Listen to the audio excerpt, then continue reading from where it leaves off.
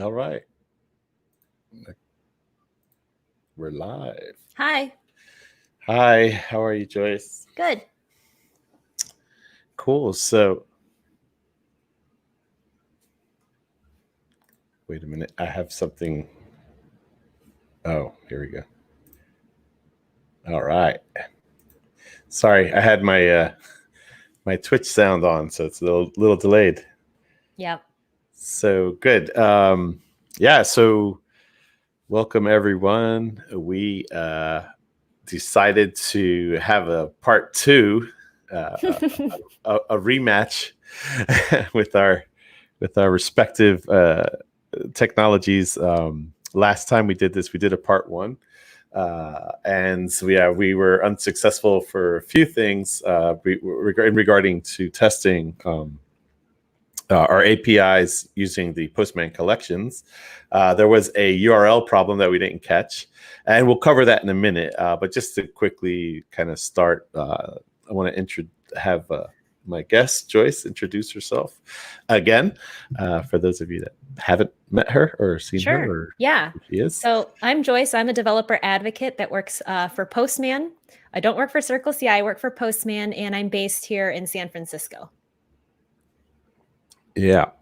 And Joyce was kind enough to share some more time with us to kind of pick up where we left off. I really hate when I end one of these sessions and I'm not able to, kind of show off what we wanted to show off or accomplish what we wanted to accomplish. And, it happens because that's just technology and development in general. So it was a valiant effort last time. Like I think we had some people chiming in to help us debug it. Absolutely. And it was just one character.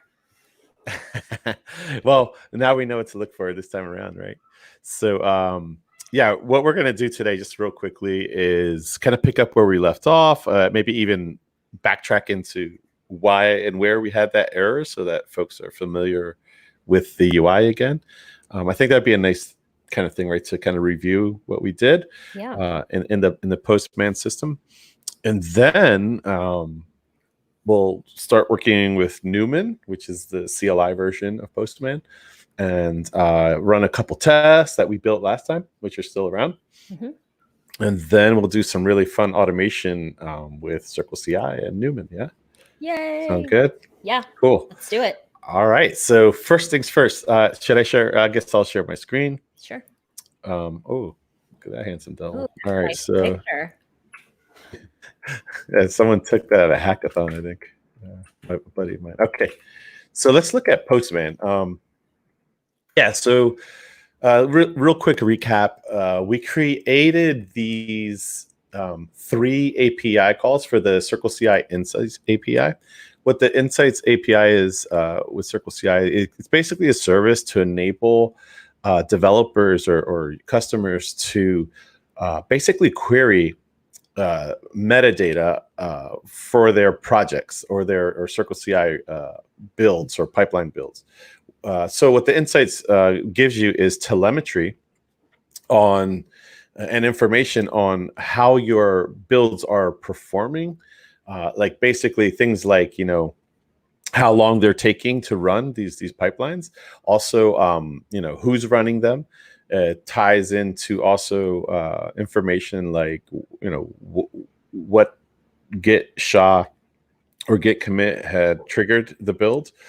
So right, and there's a lot of aggregation as well in regards to like how many credits were used. So there's a ton of information that comes back from these calls, and we just picked them last time because they're fairly new, and I and Joyce are pretty unfamiliar with them. So we decided to kind of show off some Postman action using those APIs.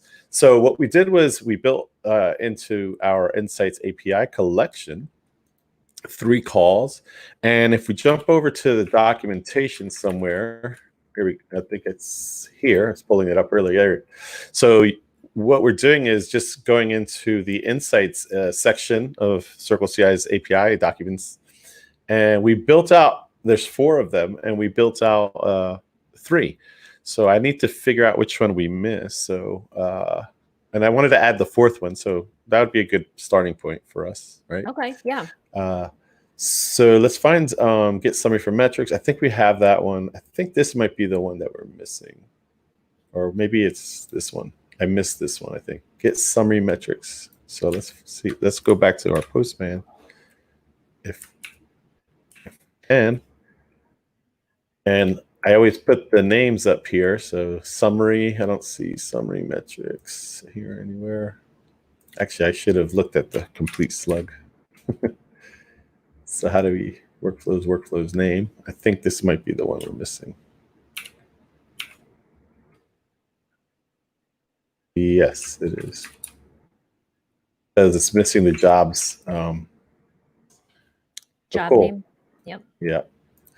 Cool. So what we're going to do is just add a new one to our collection, right? Is that how we add requests? Duplicate an existing one, or you could just pull one in from curl, or you could just build it from scratch like this. Ah, right. So no, you're right. I was duplicating them earlier. So since we're missing that third one, let's go ahead and duplicate this one. Should be a lot easier, right? And then, yeah, and I can just. I know you don't like the my style, but I think I tweeted something earlier. So let me. Right, I need to grab it. Oh, sorry. Let's just grab this one. Yeah, so you're naming the request by the verb and the route, but you can also use human reader. You can name it however you want. Yeah, but I'm going to do you a solid here when I'm done, because I know we can kind of, I got to get the name, but I'll get it for you. So then, you have that there in the description. Yeah, in the description, yeah. And then there's always a way, right? Multiple ways to skin a cat, I guess. Yeah. So we'll save that there for Miss Joyce so she knows what's going on. We need to get you one of these here. No, we have it there. And then we need to look at that. Oh, I'm going to get you all of these so they're there. Plus, we're going to publish these eventually, right? So okay, yeah, let's do it.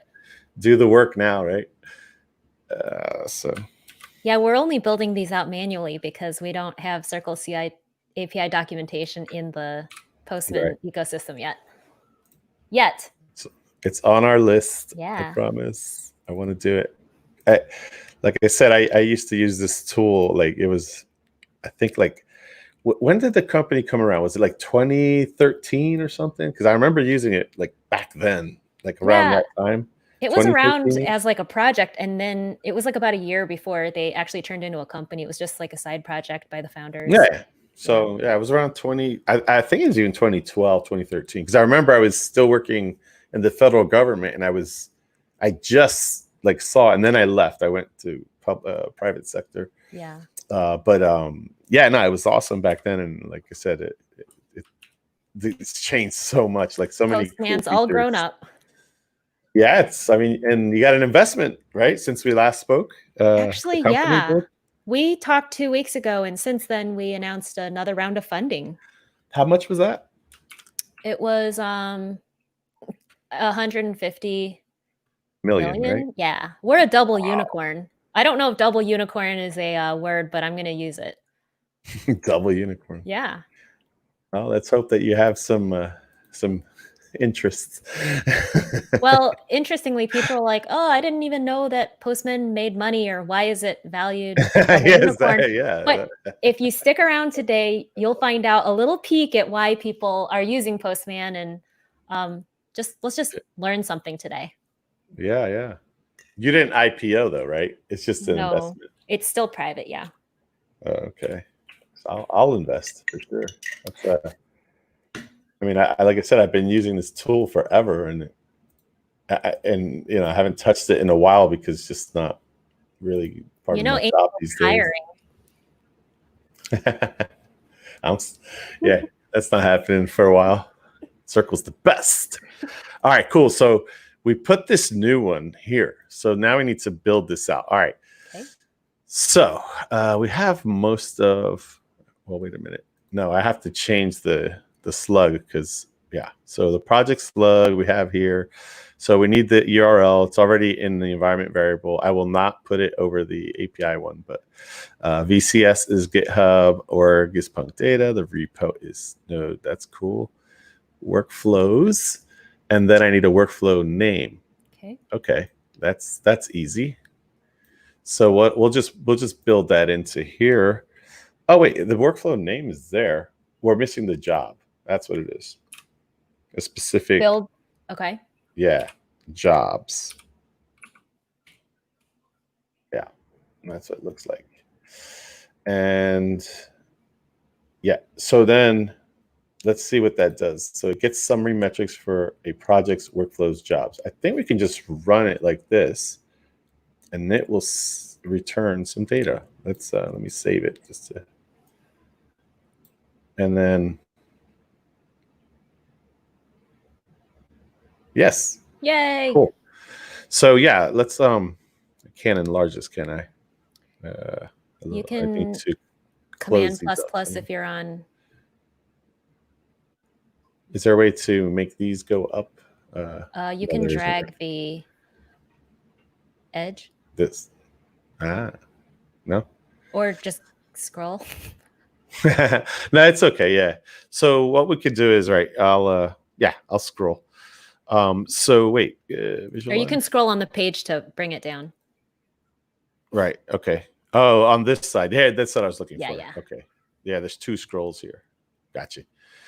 Okay. So all right. So we'll start there. All right. So what we did was we just made a call to get all of the information, all the job-related telemetry or information for a specific workflow. So this workflow called build test has jobs in it, right? So let's take a look at the dashboard real quick just to kind of cover what we're talking about here. So at CircleCI, we have the top layer, which is called a pipeline. And then a pipeline consists of multiple workflows. So let's click in our pipeline workflow, and the workflow, right, is called build test, which is the one that is in the slug. And then we have in this workflow we have one job right now because I canceled out the other ones in my config for a reason, and I'll explain that in a minute. But let's go look maybe at some older ones, and we'll see a better workflow. So yeah, so this is a better representation of the workflow. But basically, all of these blocks here are jobs, and if you click into that, that's creating a Kubernetes cluster on GKE, right? And within that, I have multiple commands or things that are happening. Right now, I'm checking out some code, right? And then I'm leveraging Terraform in this one to build a cluster on GKE for me. So again, right, like this is basically a job. So if we go back to Postman, all we're doing is asking the Insights API to give us aggregated telemetry on metadata for specific workflow, which is build test, and then all of the jobs involved. So as you can see, it's returning an array of objects, and these objects are broken out into the different jobs, right, that we have. So let me just, sorry, struggling with this thing. Okay, so this is perfect. So we call create cluster, right? And here's some metrics on that, right? So every time this workflow was run in this branch, it records data. And so like this create cluster ran 26 times, obviously, right? And then it failed 21 times. So obviously I have some work to do, but basically I have one successful run in recent times, which I think this is a little skewed since I did run some today, and so we should have some more successful runs. But in any case, this is the information that we're getting, right? And then one of the other cool things here is this has consumed so far 723 credits, which is kind of our, I don't want to call it cryptocurrency, but it's our currency within the CircleCI platform. So the way it works is you pay for what you use. So you would buy a hunk of credits, and then as you build things, right? And as this number grows, we deduct from your build time, and it's in this unit, which is called a credit. And here's a nice some more information about like how the window or the window of this query, right? So this looks like it's from May. Yeah, May 12th. And it's this window, which is probably a run. So this is more like the atomic. And here's another one, right? So every time the job GKE cluster ran, here's some information about it, right? So you get the picture, right? And here's another one with the run test, right? So you can kind of see how many credits you're consuming for every job. And I think there might be some paging going on here too, right? Because I don't see all of my jobs here. Well, let's see, what branch are we on? Will test. Okay, so this is if I look at my branch, yeah, so that has a lot of data. Again, this is just like I said, the Insights API is just kind of giving us, information on the builds and stuff. So again, we use this to just kind of get familiar with it. Like I said, I haven't really, other than our previous session, I hadn't really played with the API, and I don't think, Joyce, you had any experience with it either. Not at all. Hey, can you go back to the CircleCI dashboard real quick? I just have a question, sure. just to make sure I'm thinking about this properly. So you have your pipelines at the top level, which then have workflows. And in this case, we have GKE create cluster, but we're working off of one called build test workflow.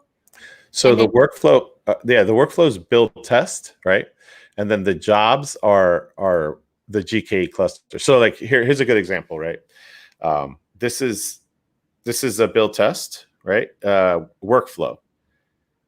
And then inside the workflow, you have multiple jobs. So a workflow just orchestrates all of those jobs, right? Okay. And then if you have, like, say, multiple types of tests, how have you seen that built out through workflows? Like, oh yeah.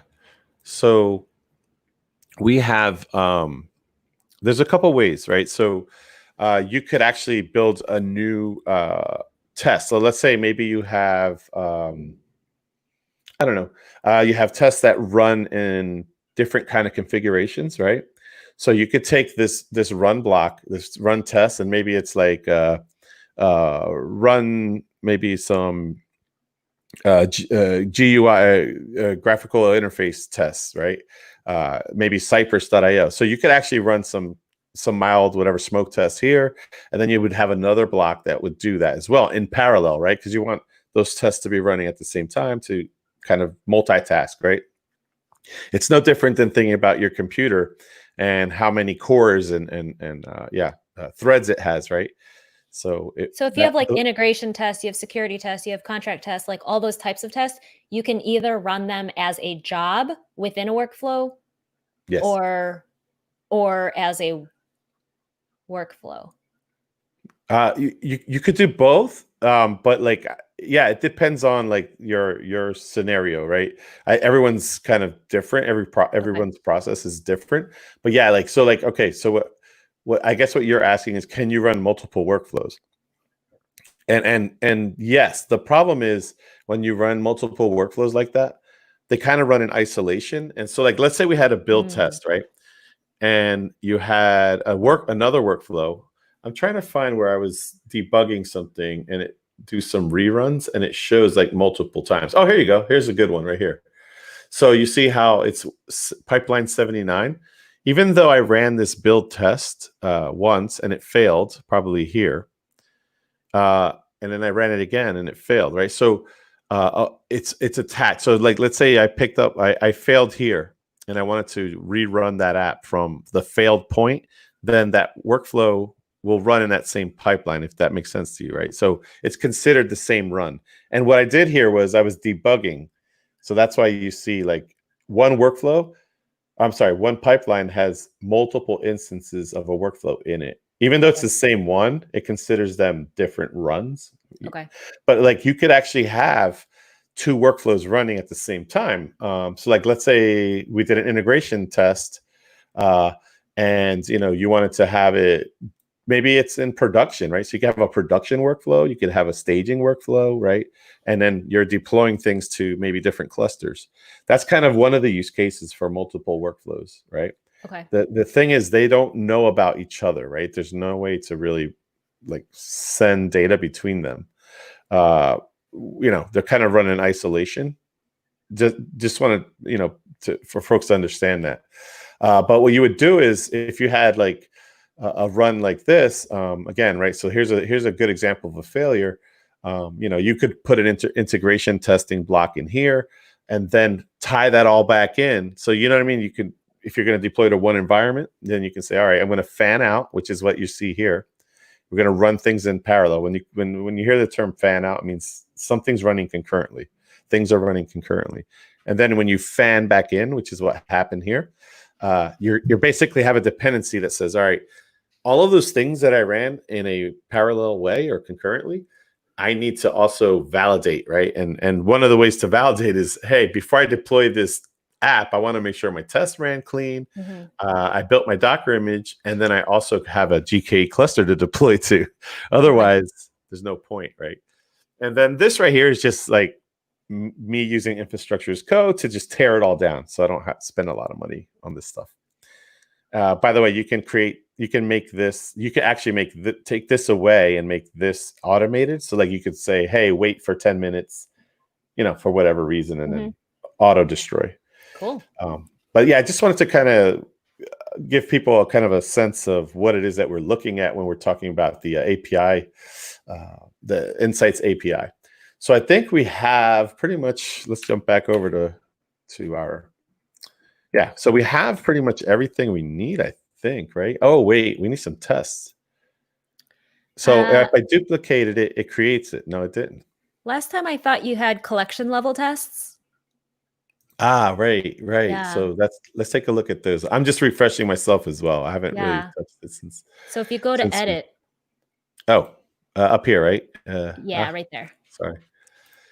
My machine is so slow. I can't wait to get my new one up and running. It's going to be awesome. Okay. So last time we had request level, and then it was just the same test. We're running the same like 200 OK test. So we've just put it here. This will run after every request in this for request collection.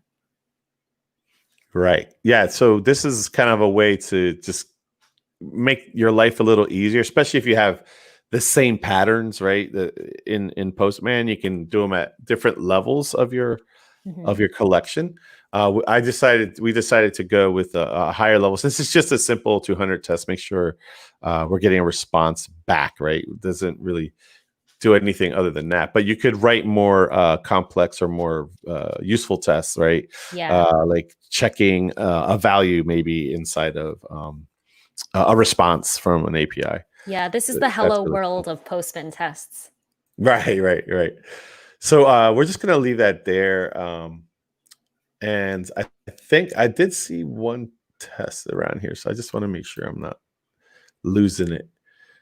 And if there are, we could rip them all out. But that's nice that I don't have to. Normally you would. So just to cover what we covered last time a little bit, you could actually put those tests in here. And Joyce showed me that you can grab kind of pre-canned tests from this left menu here, right? So if you wanted to do something like this, you just click on it and it populates the test for you. And then you can start editing it and then making it your own or making it useful for yourself. We're just going to get rid of that because we don't really need it. But basically, yeah, that's a nice feature. And I like the way that Postman has like these public repositories, right? So like we were talking about earlier, once this is done, I could actually publish this and share this with everyone so that you don't even have to like write anything. You just download it and then populate the environment with the values for variables and stuff that you need, like these things here. Yeah, so that's pretty cool. All right, cool. So I think we got that running. Should we do like a sanity check? Oh, wait, we already did with our, right. We're going to do a sanity test with our Newman, right? Okay. Oh, wait, I did want to cover the one thing that, and let me do it from here. I'm going to change this a little bit. Or if you want to talk about it, is there team workspace. I don't know. I'm trying to not show any credentials. Yeah, this is cool. So we have no environment in this one, but basically what happened was there was a value. Let's just say it's called API URL. I think we called it, and it was like HTTP s whatever, and then let's say it was foo.bar. And right, so you see it auto populates here. And what happened was these two are not in sync. And I'll let Joyce kind of go over that real quickly. Like what? Yeah, we were going over some more advanced functionality, and we should have just stayed but simple because we were trying to demonstrate how you can, Angel, you can keep super, super secret stuff private from me, even though we were in the same team workspace. You can hide your secret tokens under current value, and then anything under initial value, everyone on the team can see. So we were trying to be like very savvy and smooth about it, but like our eye just missed that there was a difference in the path, and we were actually picking up the wrong. We assumed it was same, but we had updated the path, and then it was using the wrong path. So if we did this, right, this is the problem. I had like, yeah, the correct URL here, but we had this weird typo in this. So this was pretty cool. Joyce showed me that you just do reset all, and this initial value will be populated over into the current values column. That'll stomp on your current value, correct? Right, exactly. So yeah, so if you might want to be careful with this, because if you have values that you actually depend on or don't have saved somewhere, using this reset will again populate this over into the current value, these values in this column into here, and they will match, and then it will erase what you have. So if you save it or add it, whatever, or update it, then it will overwrite. But anyway, that's what happened to us last time, and yeah, I think we stayed like an hour after, right? You and I, it took us an hour, and hacking away. The way Angel, you figured it out because you were looking at what the raw request was being issued from Postman. Right. You looked at the raw stuff and you saw that the path was different. So we spent some time debugging it. Yeah, we did. It was fun for sure. So cool. I'm gonna drop this out, and then I go back to and the reason why I was jumping around between workspaces because I didn't want to show and expose my API keys again. I trust you all out there, but not that much. Or not, yeah. Anyway, so we have everything I think that we need, right? So this is great. So you can I'm going to just tell a little history. When I was using this, it was an awesome way to build out kind of test calls to API. So the Postman was very useful to me because before I started even writing software, I always had this practice of I need to know or be super familiar with the data that I was getting back from specific APIs, right? Or the APIs I was going to start hacking against. And you could start writing curl requests and they're fine, right? But when you have tools like this, keeps everything nicely centrally managed for you. You can add like metadata, like these nice descriptions. You can name things the way you want that are very useful to you. Just like Joyce was saying, this is not how she normally names her stuff, but that's fine, right? We have different ways of working, but that's why I added these for her. So at the end of the day, this is a really cool visual, right? And you have look at all these awesome features. Like, hey, I want to add authorization type headers here, right? And let's say you need specific headers that, I just exposed my stuff again, like an idiot. Anyway, so yeah, so I'll be changing those again. Anyway, so you can do all kinds of fancy things, right? And again, right, add test. So the idea here is you're doing a lot of point and clicking, and I think you're about to switch over to Newman. Before we do that, can we just run it in Postman all sequentially with the collection runner? Oh yeah, Sure. Yeah. Yeah. Absolutely. Yeah. Little refresh. This guy here. Yeah, that guy Um, there. and Run. then, right. So that'll open up a new instance of the Postman. Separate, yeah. Yeah. And then, Just by take the a way, nap. yeah, it's definitely my Mac Mini. Like, I don't think it's Postman. I think it's my slow computer. But basically, okay, yeah. So this is you want to talk to this? Go ahead. This Yeah, is yeah. So your wheelhouse. this is, you can see the little label up in the top left, collection runner. So we're still in Postman, and you can see the 4 requests that are in that collection, and you can see the environment CircleCI insights selected there. So right now, all the requests in your collection, the way we've written the code or not written any code, it's just going to run in waterfall fashion. But if you wanted more sophisticated, like looping or like conditional branching and stuff like that, you could do that. But now if you just click the blue Run Insights API, we'll just run Right. all those 4 requests I in like that. waterfall. I like that you can save things too, huh? Wow, Yeah. that's cool. Yeah. Yeah, that's awesome. Nice. So okay, so I'm gonna run this. Yeah. And again, right, this is a way for you to kind of test your APIs, right? Oh wow, we're getting 200s. That's nice. That's always a good sign. Yeah. So that's And what right. we should be seeing every time we run it from your command line, in your pipeline. Mhm. Theoretically, this is what we want to replicate. Nice. Awesome. So yeah, this is pretty cool. And then, right, that's nice that you have the buttons there. If you have some questions about maybe some more detail on some of the functionality, that's nice. So let's jump back over to here. Now that we've run this, and I just clicked this little thing here, we know that they work, which is nice. So that means all of our slugs are right, all of our access is right, API keys, right, all those things are legit and they're working. So again, right, so it's great when you're developing, right? You're in the GUI all the time. It's just like I would say this is an API kind of IDE in a sense, because this will even generate code for you, right? If you're stubbing out things, if you're creating an API, this will actually create, let you stub things out. So it's a very useful tool in many ways, on many different layers. But in general, right, when you're done kind of stubbing out or creating your collections, you want to kind of run tests against this. And this is useful for when you have jobs, especially in like a CircleCI pipeline. Instead of you having to write like curl requests or bash scripts, right, to do all that, or even Python scripts or whatever kind of language you're using, you could leverage the unit test capabilities or the testing capabilities within the Postman system. And the way you would do that is by using their CLI equivalent, right, called Newman.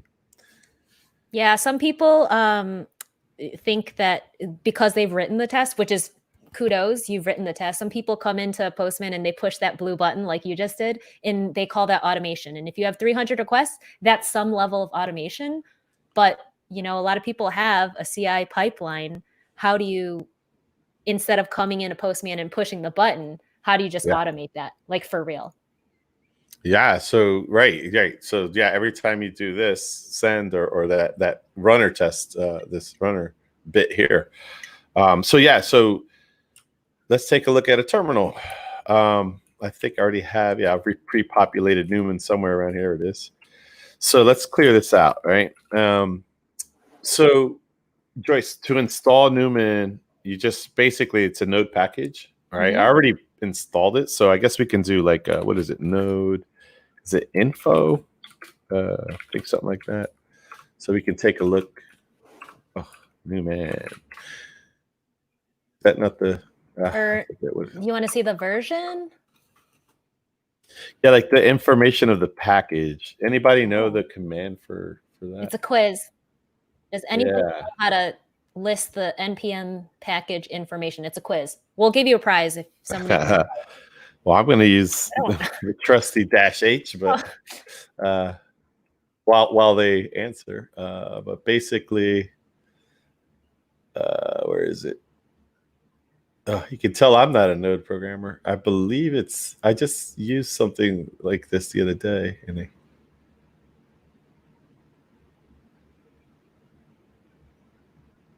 Anyway, all right. So thought it was info, but it's not. Let's see. You would think it would be super easy to find, but no, it isn't. Is it inspect? I wonder if I should Google this. Yeah, we could do that. We could do that as well. All right, that's part of the job. There we go. All right. Oh, it's npm. I think it's npm info maybe. npm check info on package.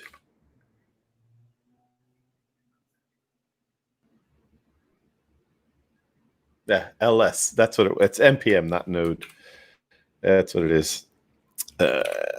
npm ls, and then we could say Newman.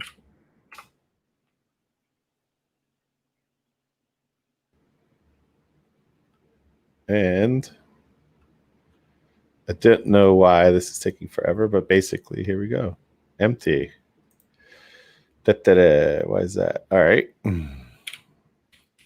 npm-h. Let's see. This will have the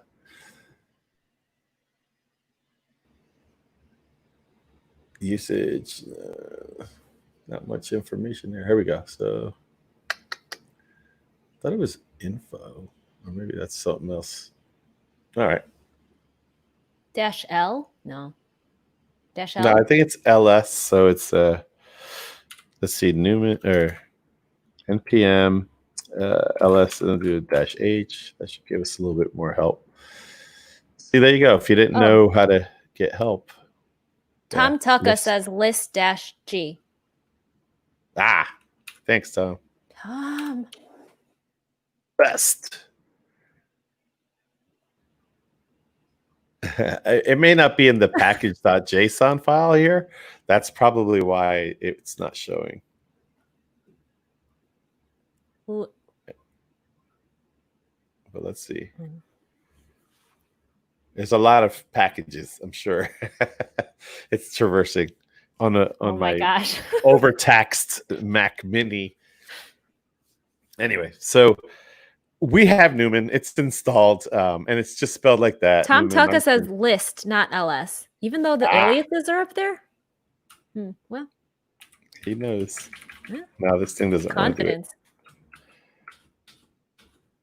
What if that was a sinister command? Oh, okay. Yeah.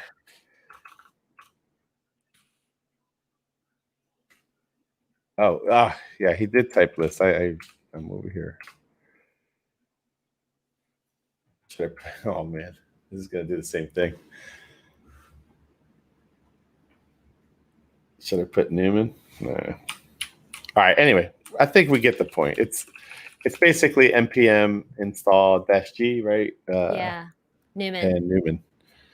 Whoa. Uh-oh. iTerm didn't like that. So let me restart my iTerm.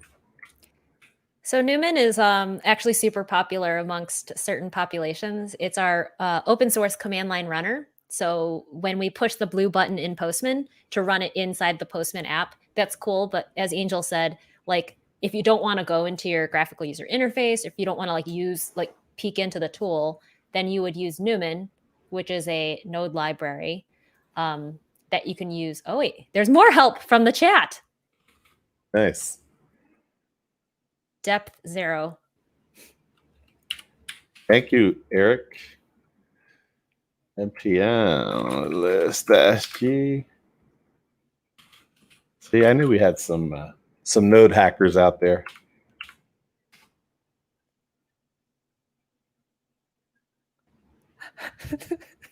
I think he's. Oh no.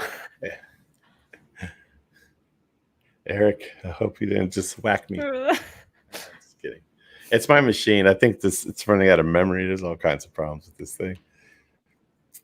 Anyway, we've spent enough time on this. I'm going to stop this. I was hoping this would work. So well, today I learned. Yeah, there's something weird going on. All right, let me try this one more time. New window. All right. So just make sure we get nice and big so people can see. All right, so what I want to do here next is we have it installed. So I have Newman.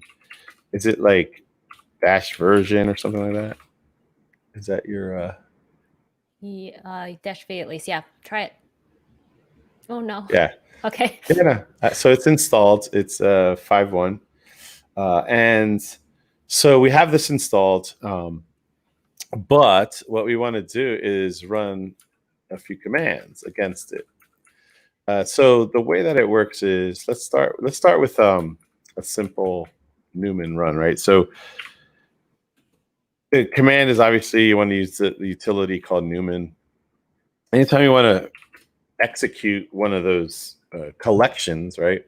You just type Newman run, and then what that command needs is an actual. If you look at the documentation, right, it needs the URL to your collection, right?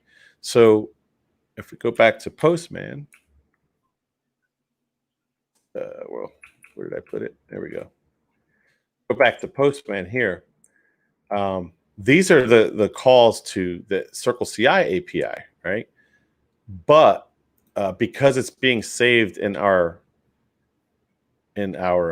cloud, in the cloud on the Postman cloud in our workspace, we could leverage Postman calls to the Postman API, right? So this will require you to set up, and I think we did this last time, set up an environment where I'm not going to run that over that value because it'll show it. But basically, right, they have their own API. So not only can you use Postman to call other APIs or your own APIs, you can use it to call Postman's own APIs, right? So you can get information from that cloud platform. And what we did here was you're going to need this full value. This is basically a direct connection call to this collection. So this right here represents the collection that sits right here in this API in the Postman cloud, if that makes sense. And of course, right, we're going to have to add a query param, which is an API key. So the other part of that is you're going to need the environment variables from this environment. I'm not going to show it because it has my keys in it. So there's two calls. And if you click here, it's called the get insights environment, right? So again, there's another API call. If you look here, it's an environments call. And what it's doing here is also pointing to an environment that's called CircleCI Insights. So as you can see, right, there's a lot going on here. But once you have those URLs, you'll be able to leverage them in the Newman CLI. So I've already kind of done this earlier, and I'll bring this up again. So here's the Newman run, right, commands. And we're on Macs, so we're running a ZSHR,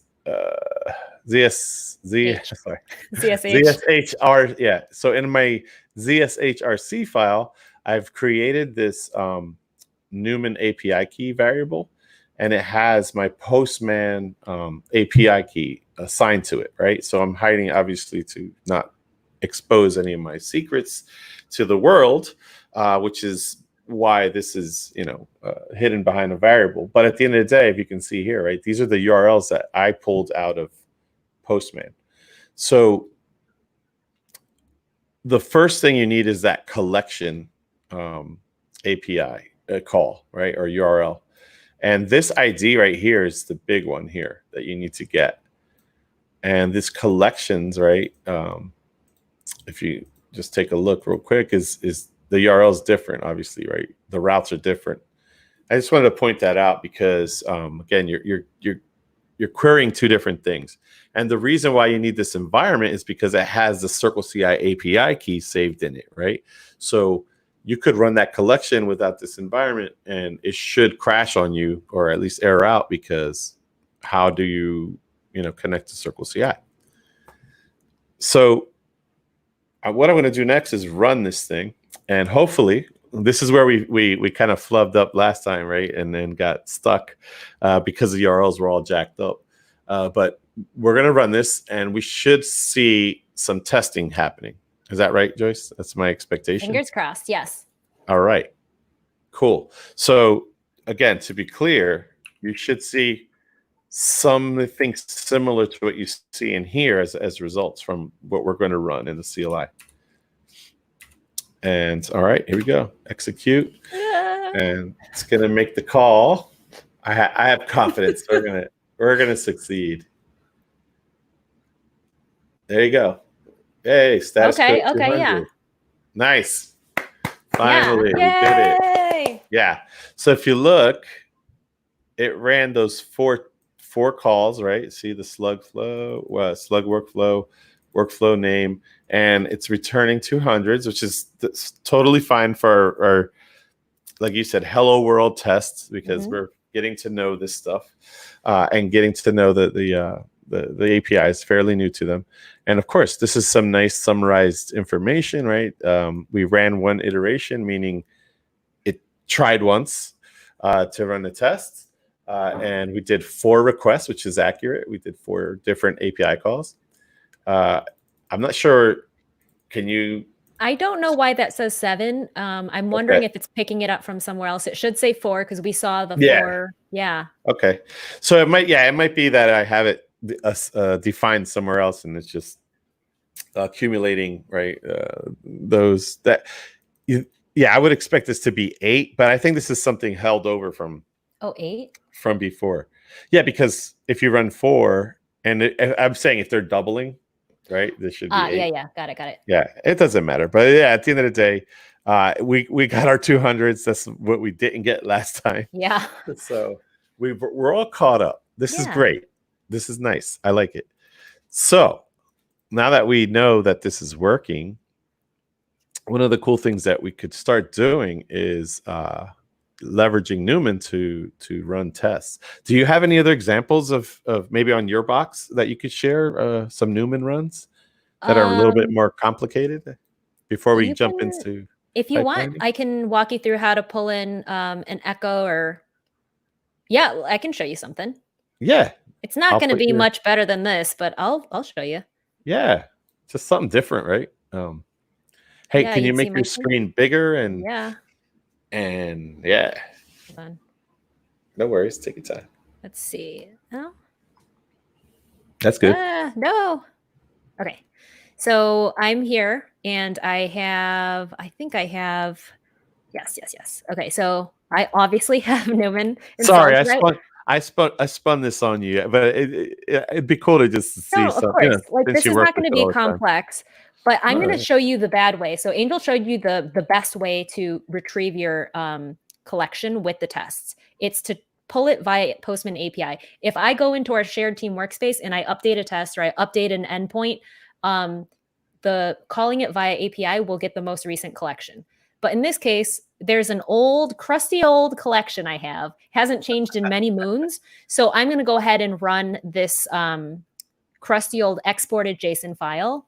So let me ask you. Yeah. So this is a file in the Postman. So this was, and you're right.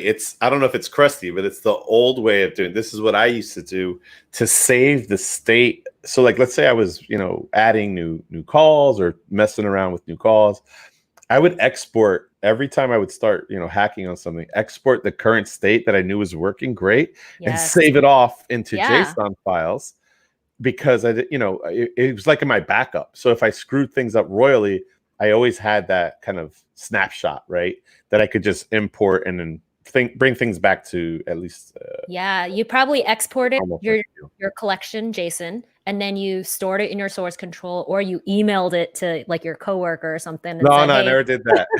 No, people do it. People do it today. But so if something is baked and it doesn't change, then that's perfectly acceptable. But if you're working with somebody on it, it's going to change. Right. So pull it using the Postman API like you showed.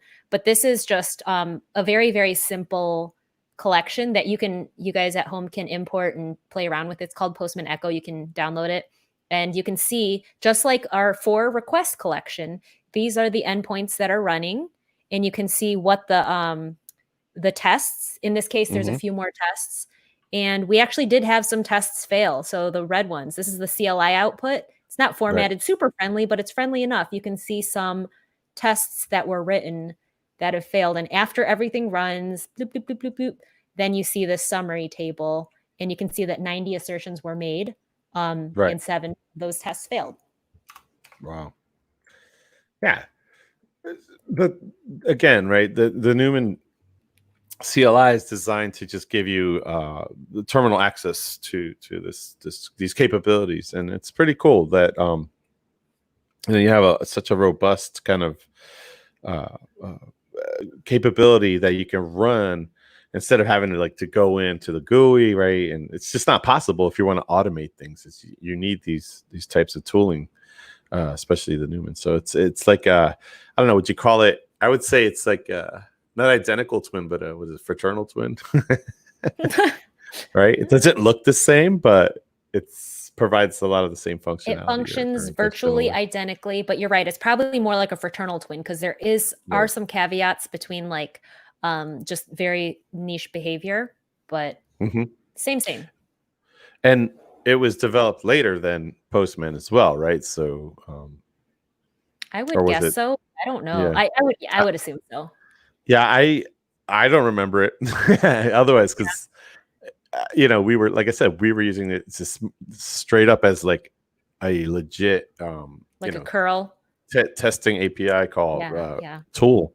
Yeah. But with the ability to save, right? That was the best thing about it. Cool. So let's jump in. I saw a comment that you made, Joyce, about the Postman. I just have it on the screen here now.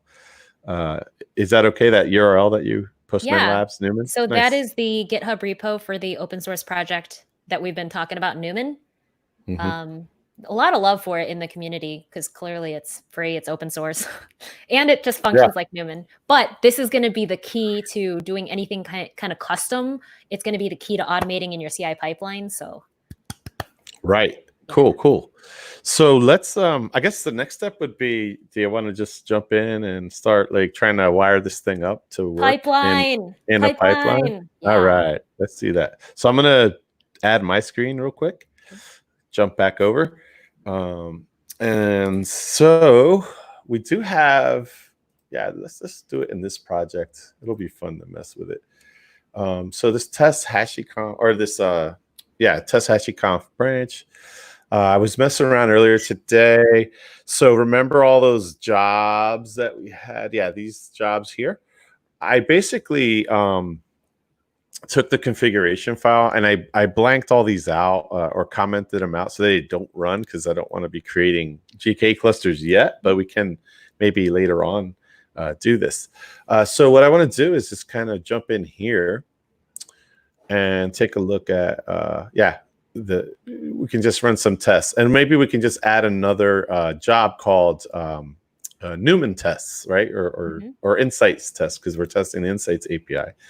Real quick, I just want to show the YAML file from CircleCI. So this is what's happening. As you can see, we have all these jobs defined, but this is where workflows, again, right? You orchestrate how all those things run. I just comment them out, and now it will only run that one job, right? So we'll start from here, and then we'll start uncommenting things as we progress. I just wanted to make that clear and so folks understand what's happening. Yeah. So let's go ahead and jump back over to, let's get out of here. And we can, how do I get out of here? I guess I hate that you have to go back like that, but oh well, I'm sure there's another way. So let's go ahead and jump over to some code, the actual code, which, by the way, let me just show. If you want, you can find these examples in my repository. This is my GitHub. It's in this project called Node.js. Let me just paste it into the comments so people can screw around with it or mess around with it. Now, there are some vulgarities. Here we go. We have actually, let's see.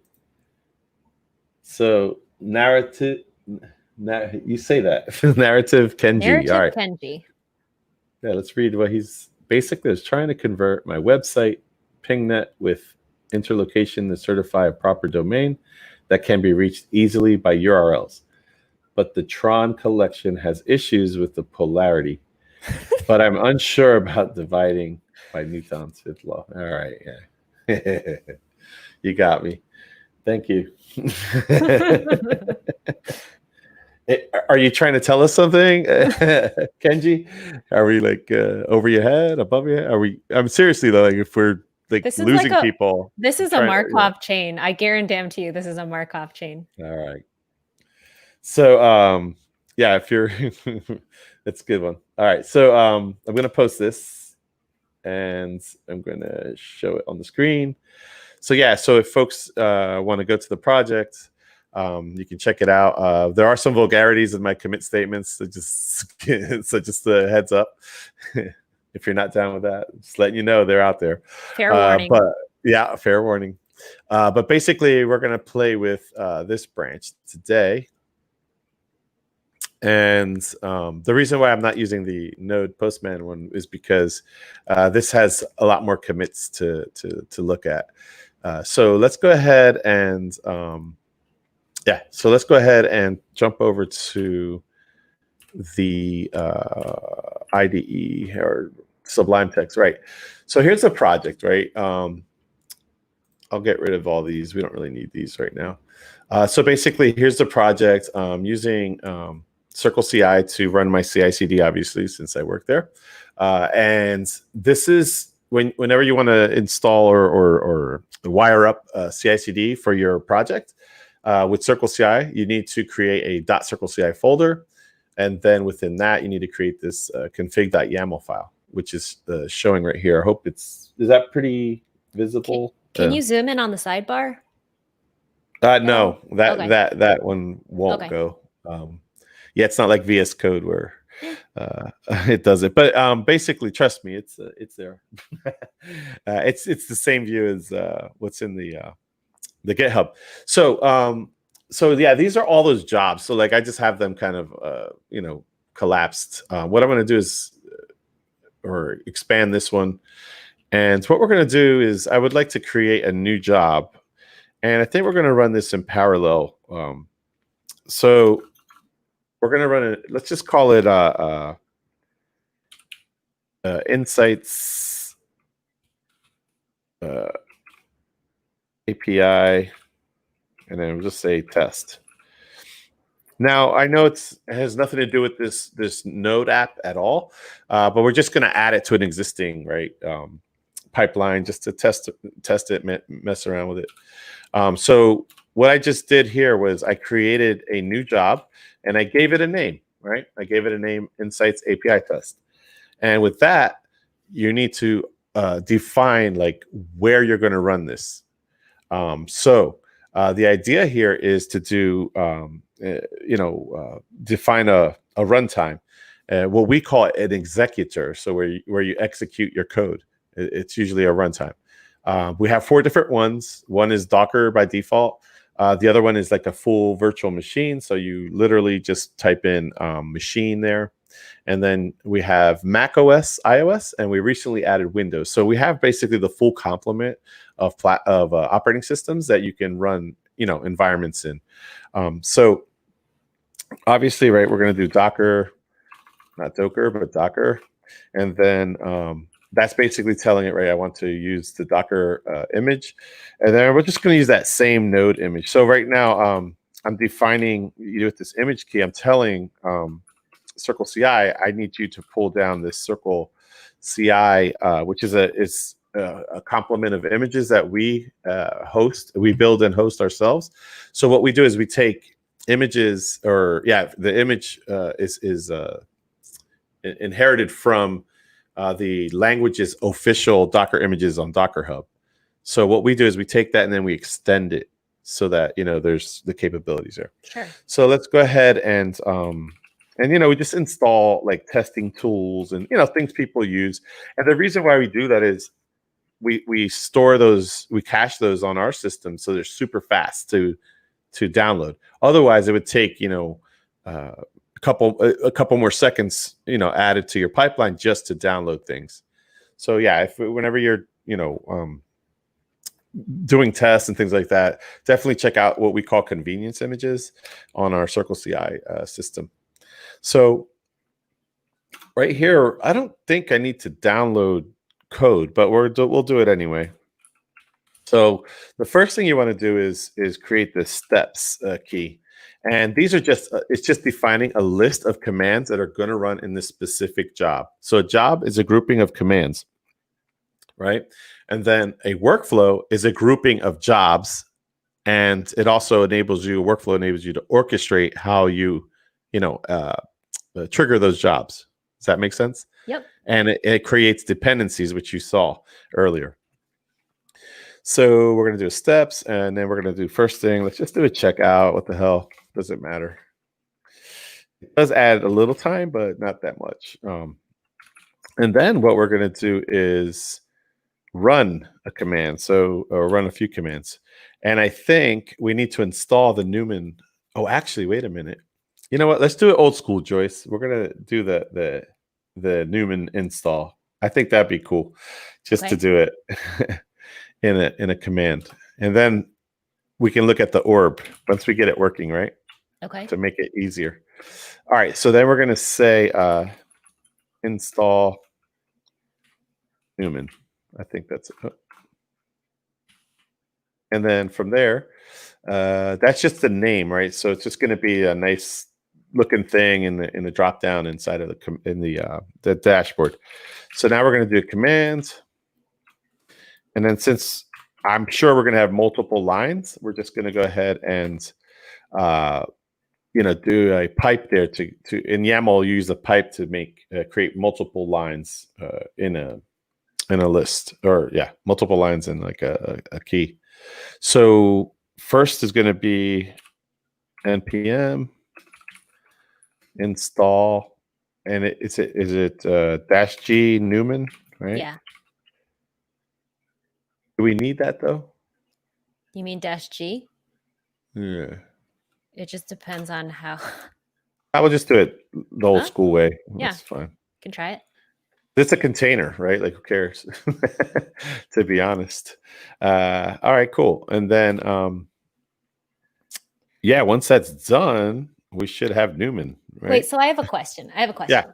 So you have the CircleCI /node version 12, and then you're installing Newman in this Docker image. So Newman is a node package, and you can install Newman there, but there's also a Newman Docker image. So how does that, when would you use that versus this? So I think the answer is it depends. It's if you I think installing Newman as an npm package would be way faster than downloading that image from Docker Hub, right?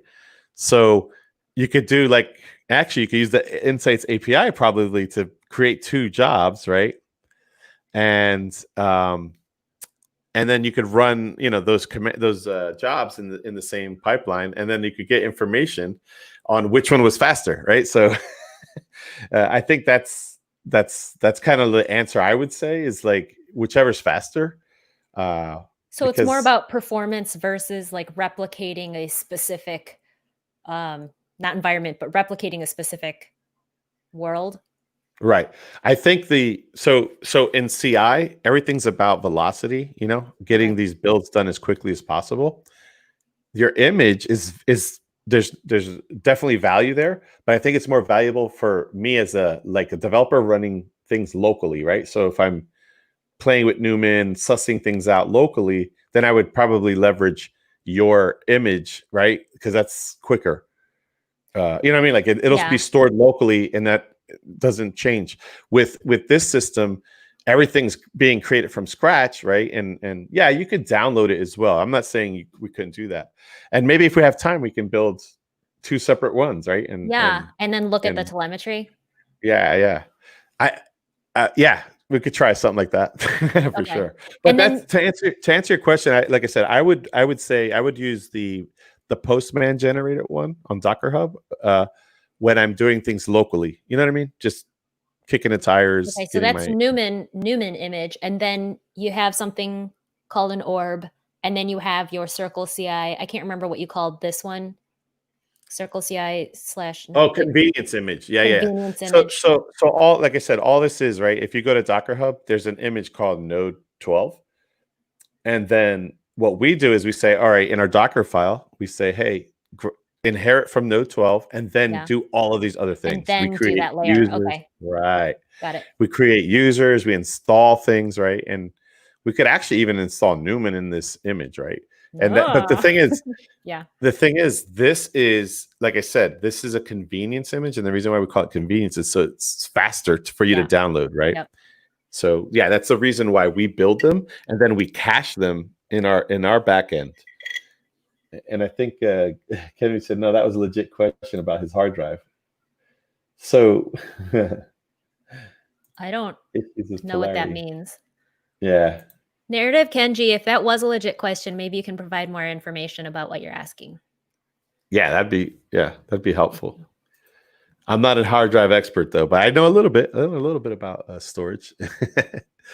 Okay, so let's get back to this. So we were here, right? We installed Newman. Hopefully that runs really well. And I think once we have it, we can start. We can do one of two things. I say we create a new step, a new run command. Okay. So let's just call this run.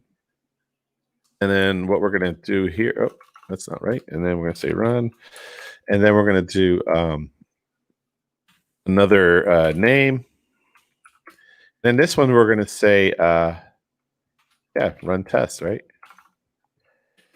Run sites API tests. Say that, yeah? Sound good? Yep.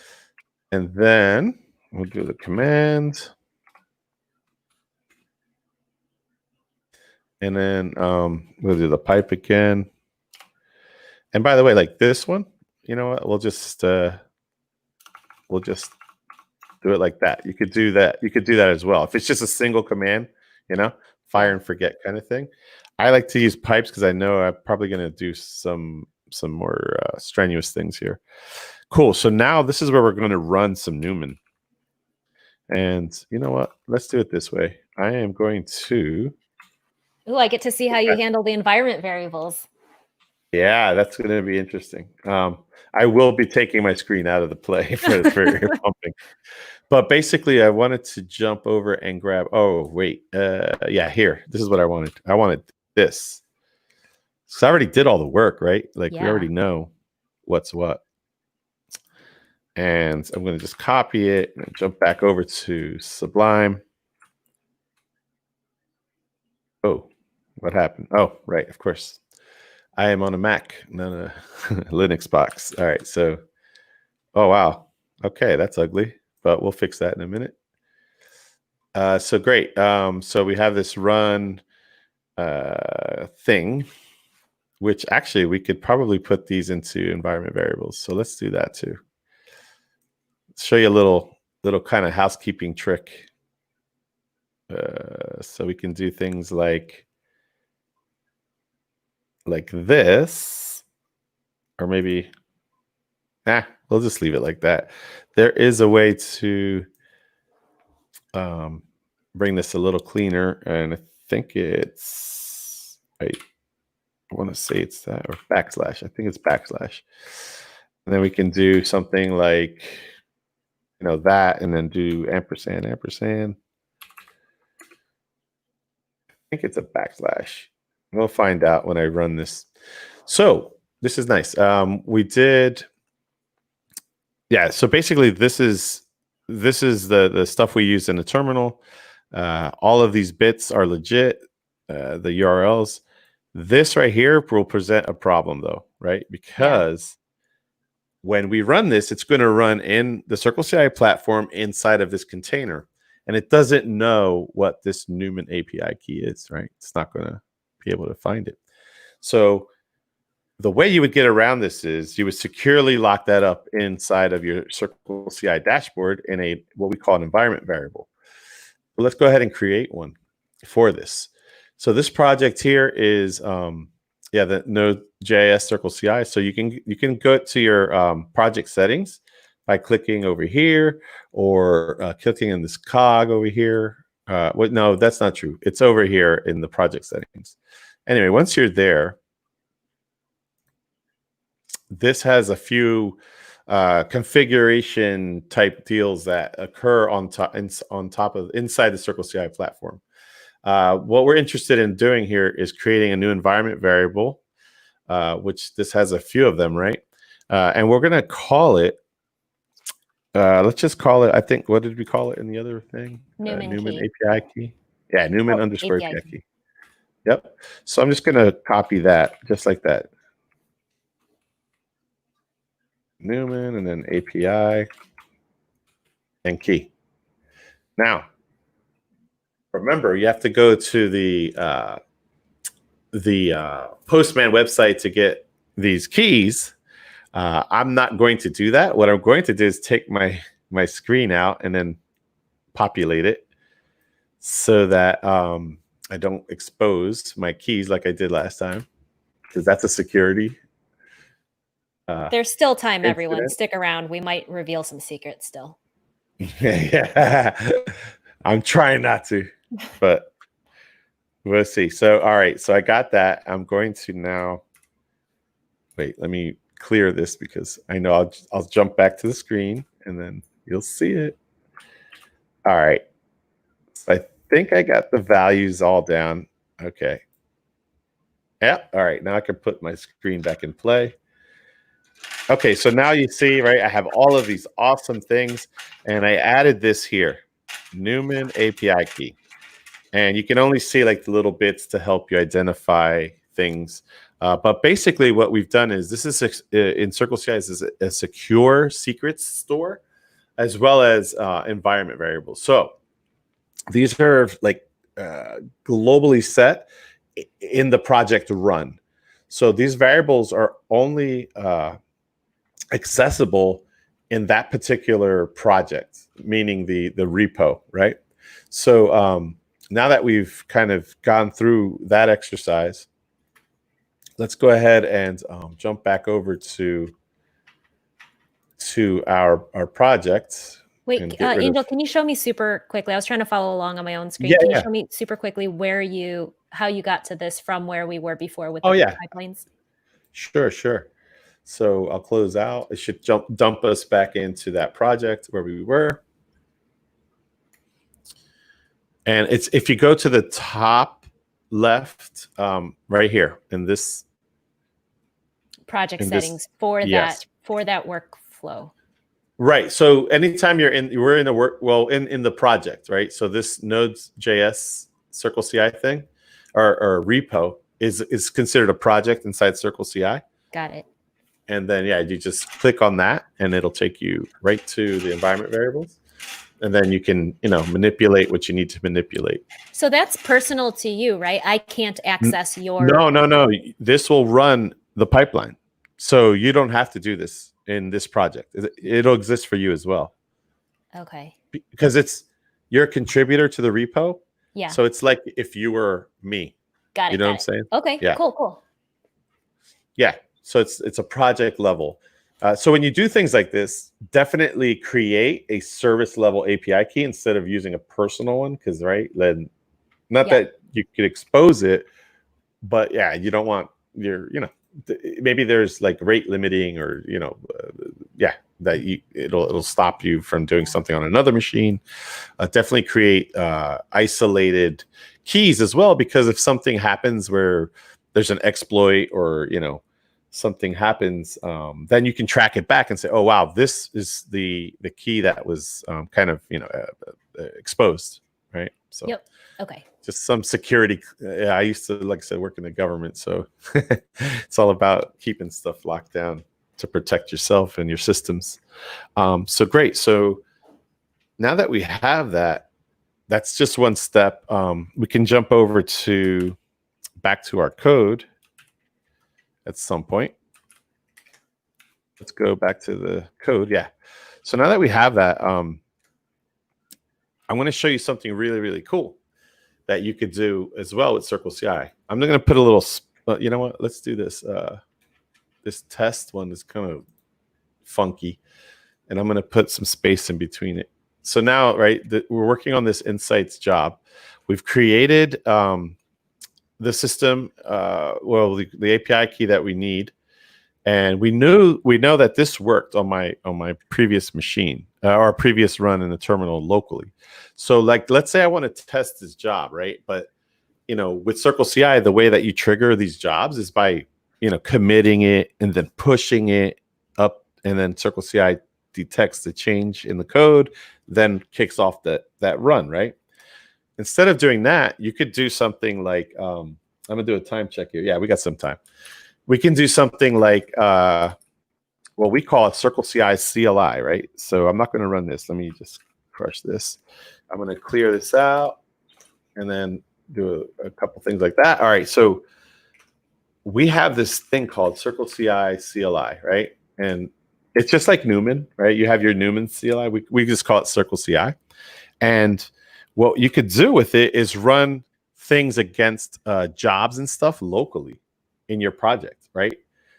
So I'll show you what I mean by that is, and it does a couple other things, like you can control your orbs with this as well. But like, let's say -H, just to show some of the commands, right? You could set up a namespace on the orb registry. You can, take care of some orbs. You create a CLI, right, with your credentials. Just basically set up an API key, which you got the API earlier, right? Yes. Yeah. So if you want to do it while I'm talking or later, you can actually go out to the internet. I forget how to install this, but I believe if you're on a Mac, you just do brew install CircleCI CLI or something like that, or CircleCI, and it'll install it. But there's, just go out to this URL here. Brew install. Okay. Yeah, and then you run that setup, and then it'll ask you to put that API token in, and then that'll set up a local machine. Now I know that this runs a little bit with Docker, so before I do that, and since we're on a Mac, you have to start up Docker, fire that up, the Docker desktop thingy. But what I'm going to do is show you how to debug, or at least, validate your YAML, validate your stuff, your jobs, without having to, do all that commit and dirtying up your branches with things. So let's do, I always keep mine in the projects, and then this is called node CircleCI. So now I'm in there. Let me clear this all out.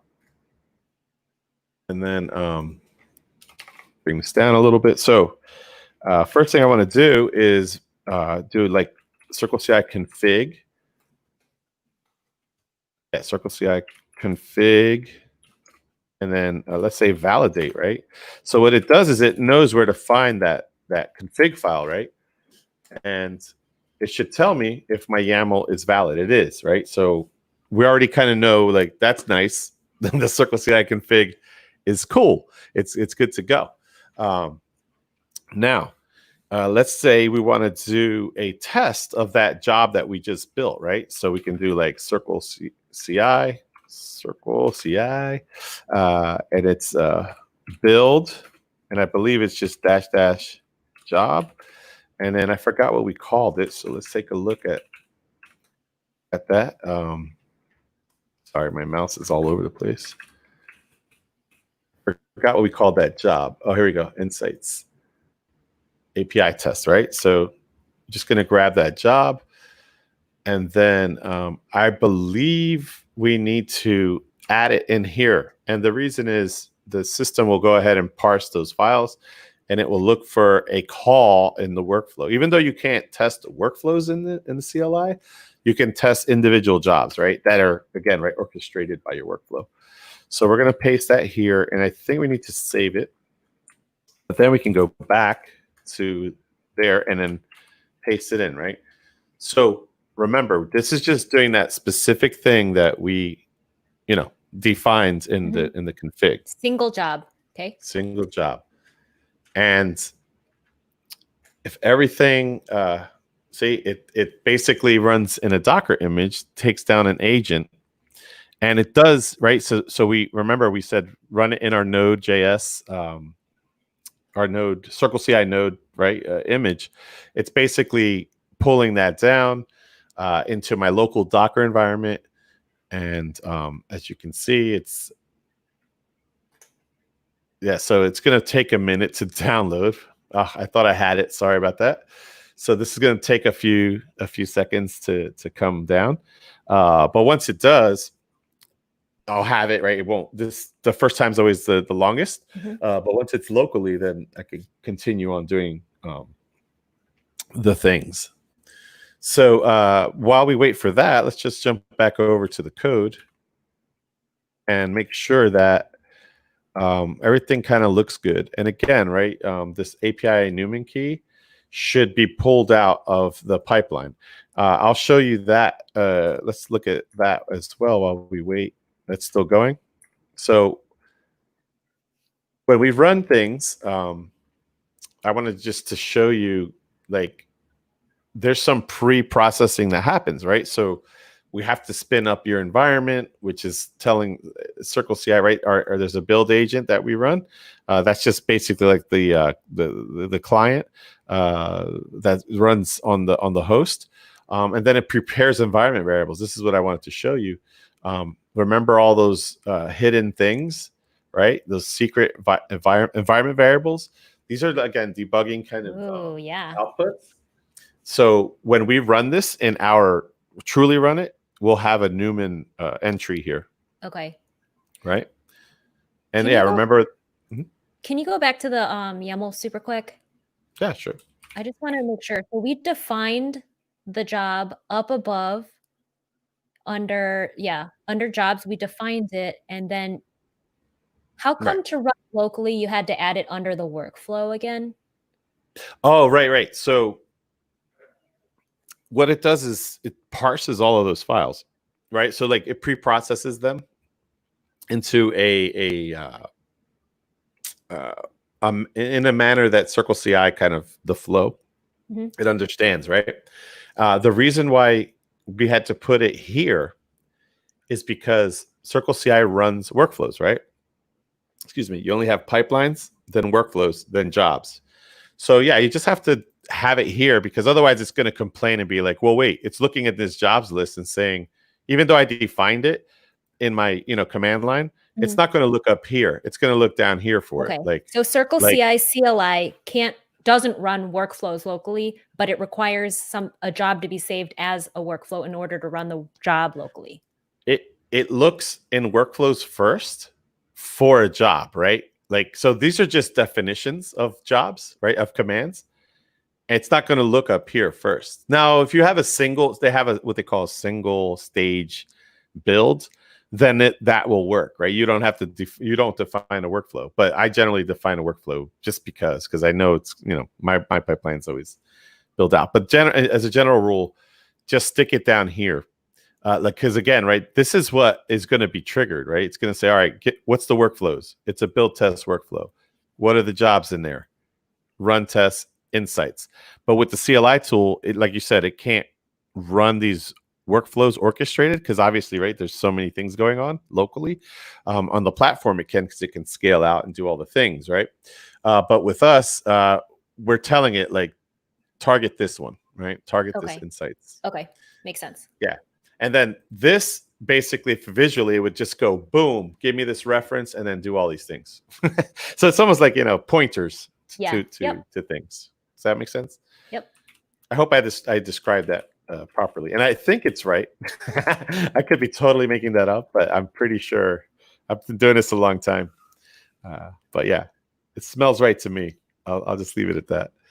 Yeah, this is taking forever. I am so sorry. But so we did that.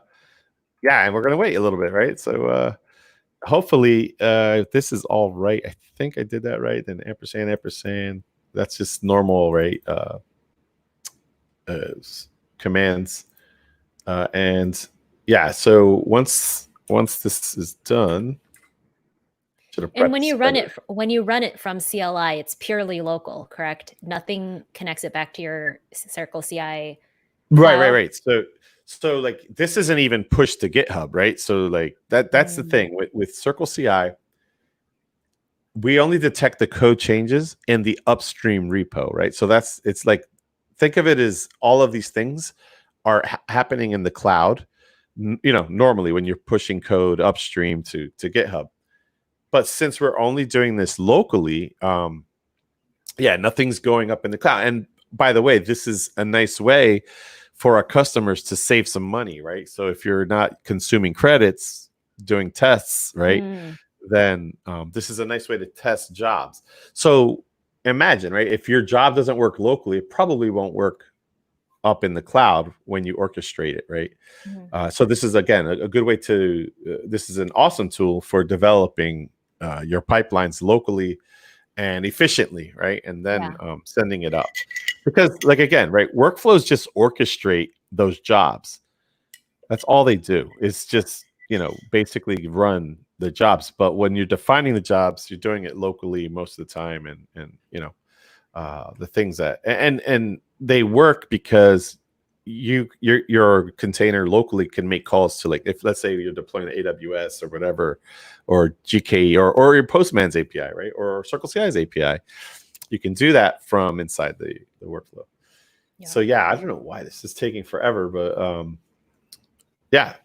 is there any other things you could show us while this is well, or talk about?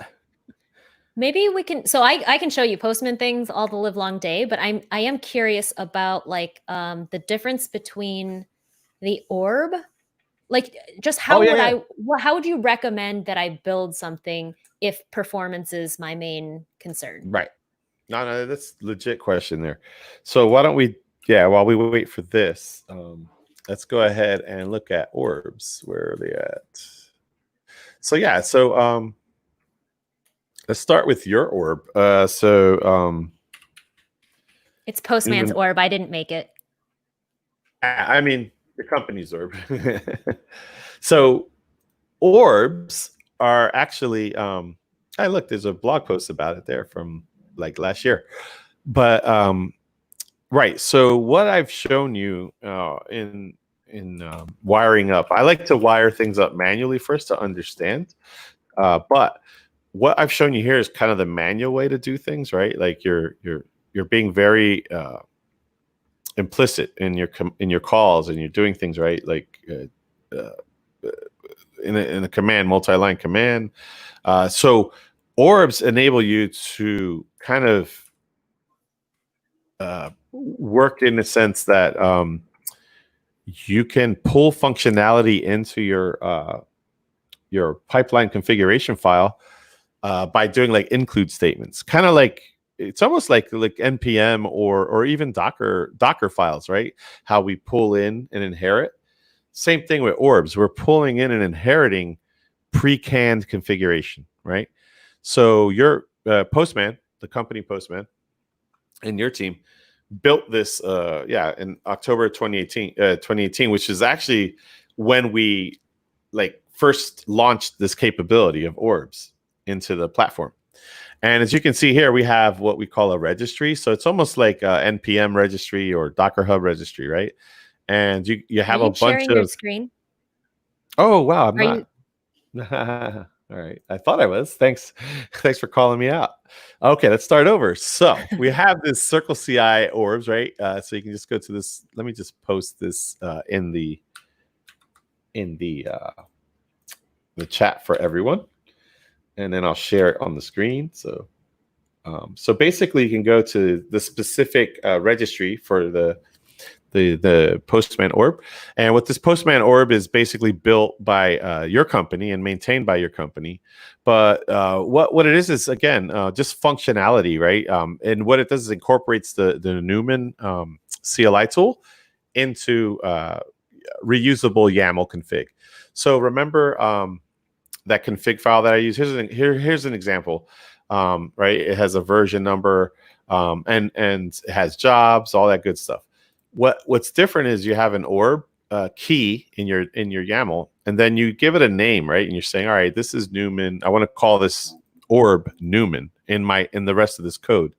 And then here's your namespace. So this is the actual kind of the namespace, the location in our registry where where the Newman CLI tool lives.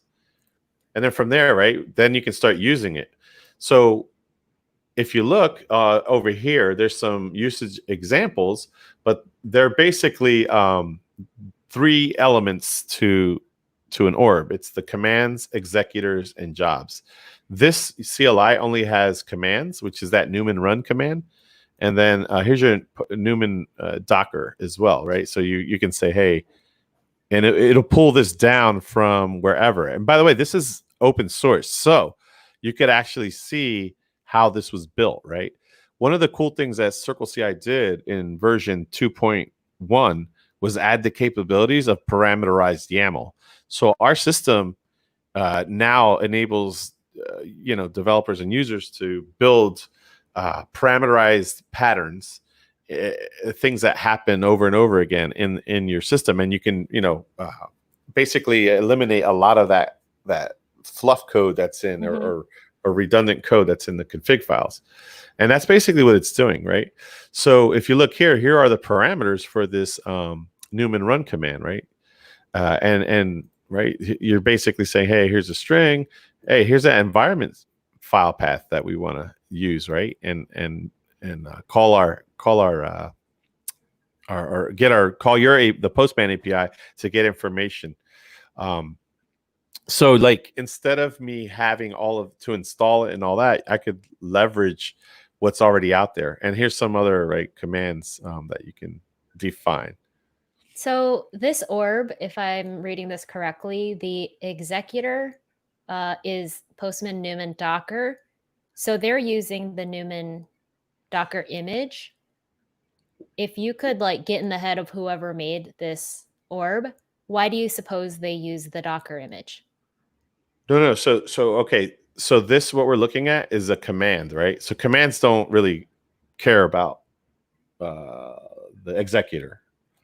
You follow? So this one is just a bunch of commands and they're just parameterized. You see? So when you come down here, remember that run command that we have, right? So it just creates a step and then you see all this parameters. So if they exist, then they'll be here and the system will populate them, right? With those values. Now, if you look at this example, right? This is just showing you hey, I want to run my Newman or the Newman CLI inside of that image. So you can declare an executor in this one. So what you're doing here is basically, the command has no executor attached to it in the orb. You see what I'm saying? So we'll just run in you would have to still do the npm install. So these are separate examples that have no relation to each other. Right. You would have to say, hey, Postman Docker is the executor. So let's take a look at what happened here. CircleCI node. Let's try this again. What happened here? This should work because I copied it. Well, at least it pulled everything down. So maybe my step failed. So there might be a problem with the way I'm writing it. But yeah, so what happened here? I'm running a bunch of things on my machine. You know what?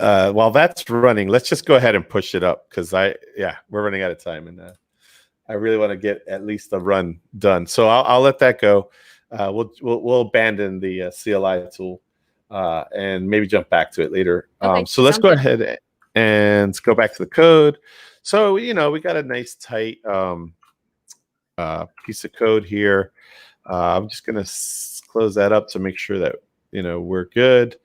Let's just do that, and we're gonna save it, and then we're gonna jump back over to a terminal. And I'm just gonna close that, just stop that. It's fine. I'll figure that out later. But basically, if you had a nice, if I had a faster machine, which I do, and you're running Docker desktop too, so that's gonna max the. Unfortunately, I'm a Linux person, so anyway, it doesn't matter. We're gonna go ahead and do a git status, and we'll do it live as we'll O'Reilly this thing. All right, cool. So I have my change, right? I'm gonna do a git commit, and then it's gonna be this circle folder, right? And then the config file, and then I'm gonna give it a message and say, let's just say adding Newman tests. Now, by the way, I've never run this in CI, so this is really exciting for me at least. And then now that I committed it locally, this is where the magic starts happening. I'm going to do a push origin, push it upstream to the branch. Normally I just say push, but I'm trying to be proper here. What did I call it? Test something. Yeah, that's the branch. And it gets pushed upstream. So let's jump over to our CircleCI dashboard, and then we can kind of take a look at that branch. And we should be able to see a new run, which it detected the change. It's loading my runs. As you can see here, it's going to run my tests in parallel, right? So my unit test ran really, really well. This thing failed, and that's okay. It's a CI, right? So we're going to figure out what the hell happened. Newman command not found. Why is that? Oh, I know why. -G? No. Why? So this binary is probably in local. So this is good that it failed. So we can rerun this job using SSH, right? So that means it's going to leave the container alive, and then I can debug in the environment where it failed, which is a very unique feature to CircleCI. Not a lot of CI tools have this capability.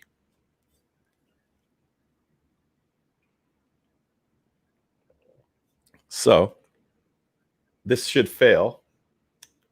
And the reason is because I have a feeling I already know what's wrong, because I do this all the time. But we would have we would have ran this locally, we would have detected it, locally, and we would have been able to fix it right away. So I'm going to SSH into that box now from here, and I'm in the container, right? So let's just clear some of that out, and then I'm going to say ls. And I believe it's, let's just look here. I think it's config. Or is it, let's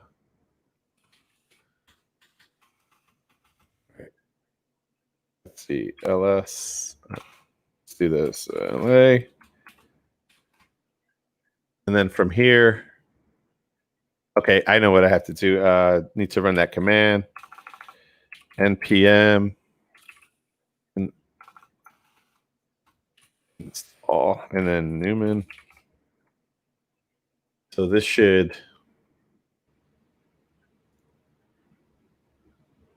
okay. And that just basically downloaded your environment variable. All right, or your binary, I should say. So now let's do an ls la, and we should have where's the, oh wait, maybe I need to do this. Save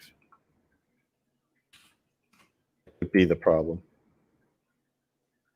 but no.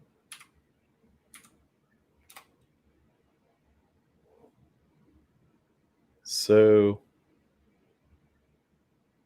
what's going on? Is it in the node modules? Yeah, that good question. Let's see. I know normally it's in the, is it in there? That might be the problem, huh? There it is. Yep. So what we need to do is do this. And then it's well, we need to add this probably to the, and it's yeah, node modules and then Newman. So normally you would add this to, no, it's not in there. Where's the compiled stuff? I always forget on these things. I know let me try this. Find, and then we're going to say name.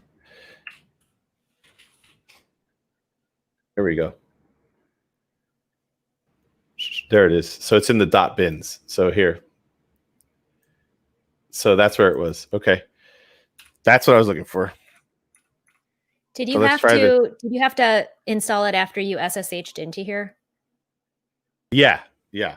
How come the npm install Newman didn't work from the build step? Oh, because you're starting from scratch, right? So it's just SSHing in. It's not going to run any of the commands. Oh, you know what I'm saying? Okay. Yeah. It's kind of like here's the environment. Do your thing. Okay. doesn't keep status. Yeah. So yeah, that's one thing you got to remember is like, oh, okay, you're going in. So let's try this again, and then we're going to say node, and then dot bin, and then Newman. This should do us. Let's just say Newman run -h. There you go. All right. So this is what I need, and that's okay. So this is what we need to. Now you could do an environment variable thing, but we'll just go ahead and update it here like this. Because this thing's going to be in the project. It was in, actually, you know what? Let's do it this way. Yeah, let's do it this way. So, wait, will this run? I think it will. So I know we're running short on time, but I have a question. Yeah, go ahead. So when I do install Newman locally and I don't use the -G, then there is some issue just with the way my machine's set up, accessing exactly like this path. So if you had done -G on the run step, would you have to update the invocation of Newman with /node modules? So the problem with that is when you do -G, you need root access to the machine, and but isn't these machines, this convenience image runs in a container? Yeah, a container, but with a limited access. So you never want to give your containers root access when you're in production. Okay. So this will be fine though. What we could do is, you know what? Here, I got a better idea here. I can do export, and then we can just say Newman equal to this namespace here. Let me go back. I forget where we're almost there.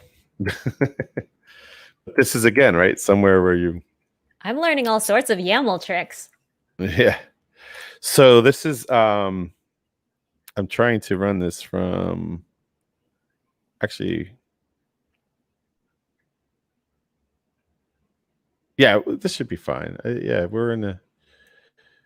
Yeah, we're good because then it'll go up one. I think if we do this, let me try this. I just want to make sure that I think this is it here. No. Shit, how do you? It's oh, you can always do this for sure.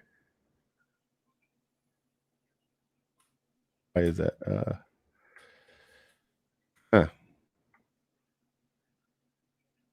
Wait, where those is this PWD? Is this in the home CircleCI? Okay, this is what we'll do. That's to get this going. I don't have time to mess with it, but got the one thing here. Just grab this, and then we'll be good to go.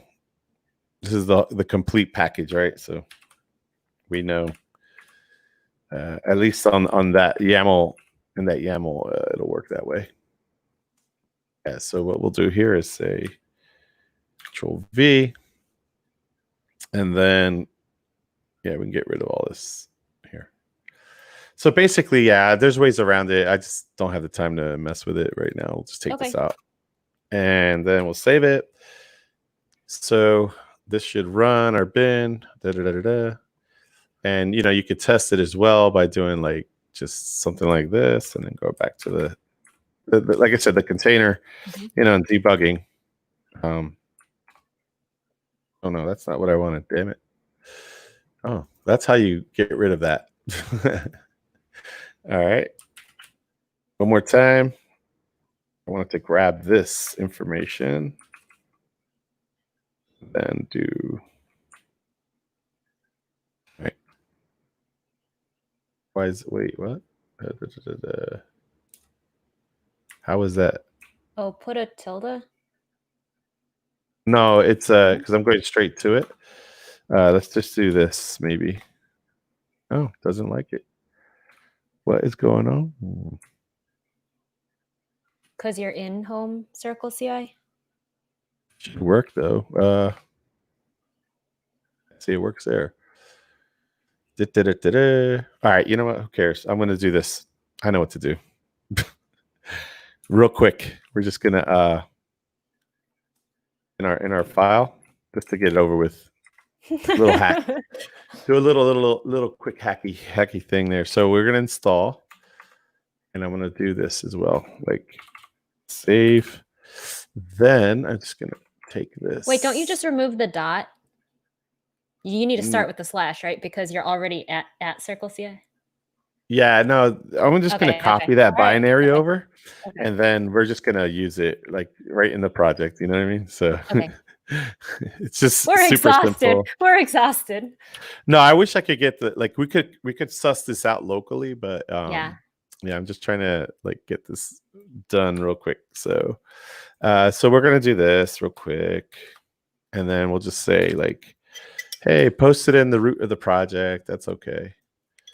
And then once we have that, we can always do like, then we'll be able to do this like Newman run thing with no problem. All right. And I need to get this right. Okay. All right. Let's send this bad boy up and see what happens. And exit.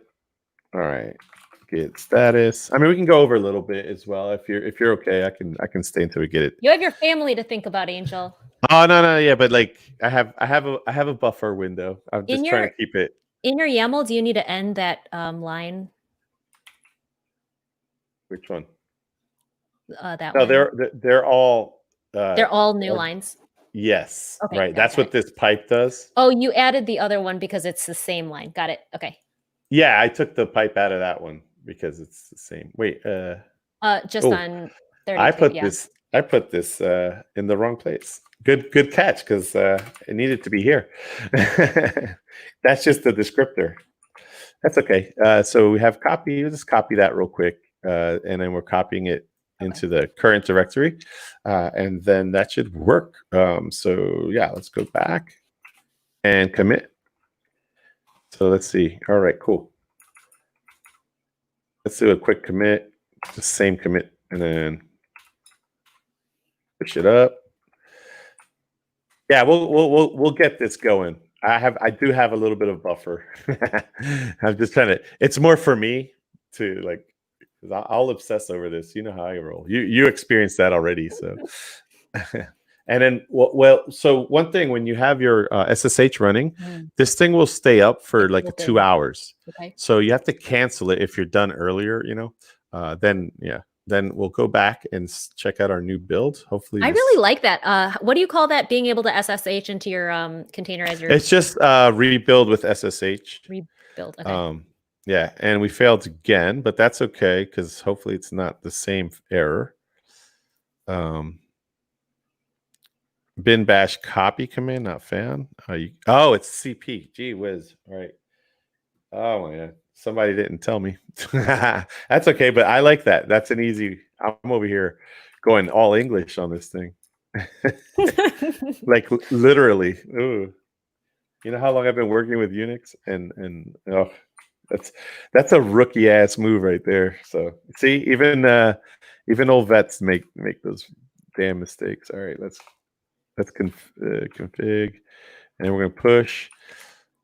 This, and see, this is a good example of the value of the CLI tool. You know what I mean? Yeah. So we could work this all locally. And wait, what happened? Okay, here we go. I was going to No. say, don't tease me. All right, so we can go and look at our workflow. Again, these are running in parallel, right? So that's the beauty. That's all right. Hopefully it's not. Why not? No such file or directory. Why is that happening? So we got the same error as well. Cannot stat. Why not? What is going on? So it was there, right? Bin Newman. All right. Well, guess what? We're going to do another one, another run, and we'll do it there. So yeah, when you have a couple options, right? So you can do like the complete workflow, or you could stop from where the workflow failed, right? And then of course, like let's say you just want to rerun it, you could do that, but you can also rerun with this. And since that failed, SSH, and take a look at what is going on. Okay, so let me make sure. Yeah, I'm the CircleCI user.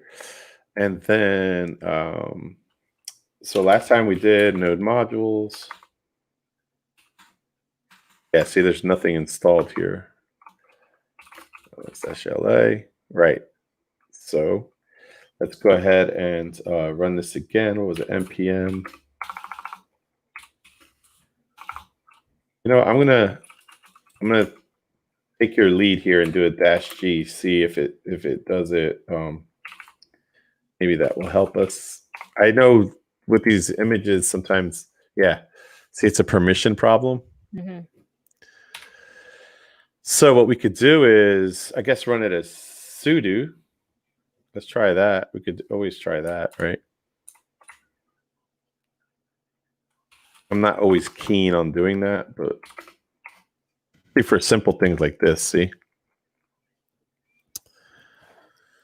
But we'll do it, and maybe we will have Newman. Yeah, so that's the thing.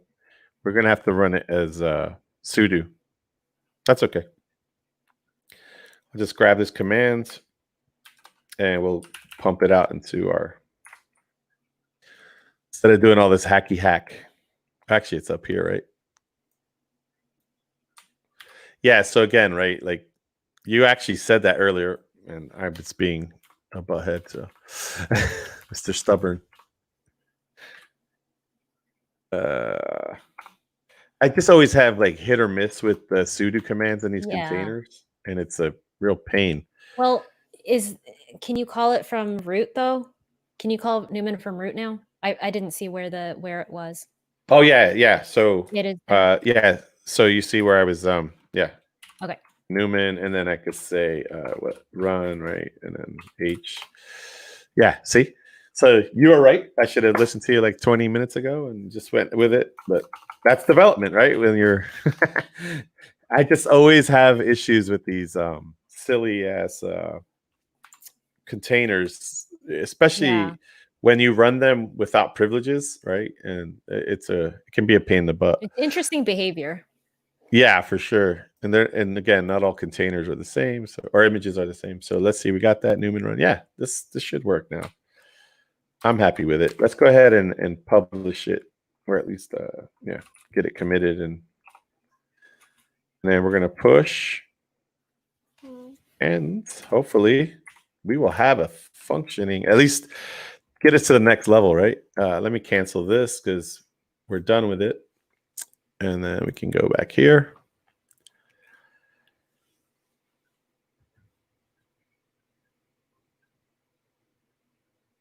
We should be 98. This is an old one. Oh, there you okay. go. Yeah. It's the UI obviously, right, kind of does a poll, right, when it comes back and refreshes. So now he's queuing my job. So that means I must be approaching my freemium limits, which is fine. So when it's queuing, it just basically is like, that's not good, right? Because it's tacking on time, but it happens. I mean, we're orchestrating like over 1 million jobs in our platform a day. But yeah. So we'll wait a little bit and see what happens here. I'm sure we're going to be successful. All we want is that 200 and we're good to go. That's all I want. There you go. It's installing, Newman. Installing. It's promising. No, we got an error. But that's okay. Oh, wait. No, we didn't get an error. Here we go. It worked. No? It ran.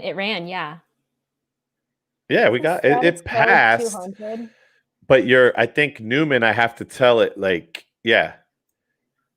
We have to wait. API URL not found. Wait, what happened? No, it worked, right? Or did it not work? No. Scroll above this box. So these are. Oh, it errored. It says errored. Yeah. So you can see the raw URL that's being sent, and it looks like it's not reading in. It's not reading in the environment variables.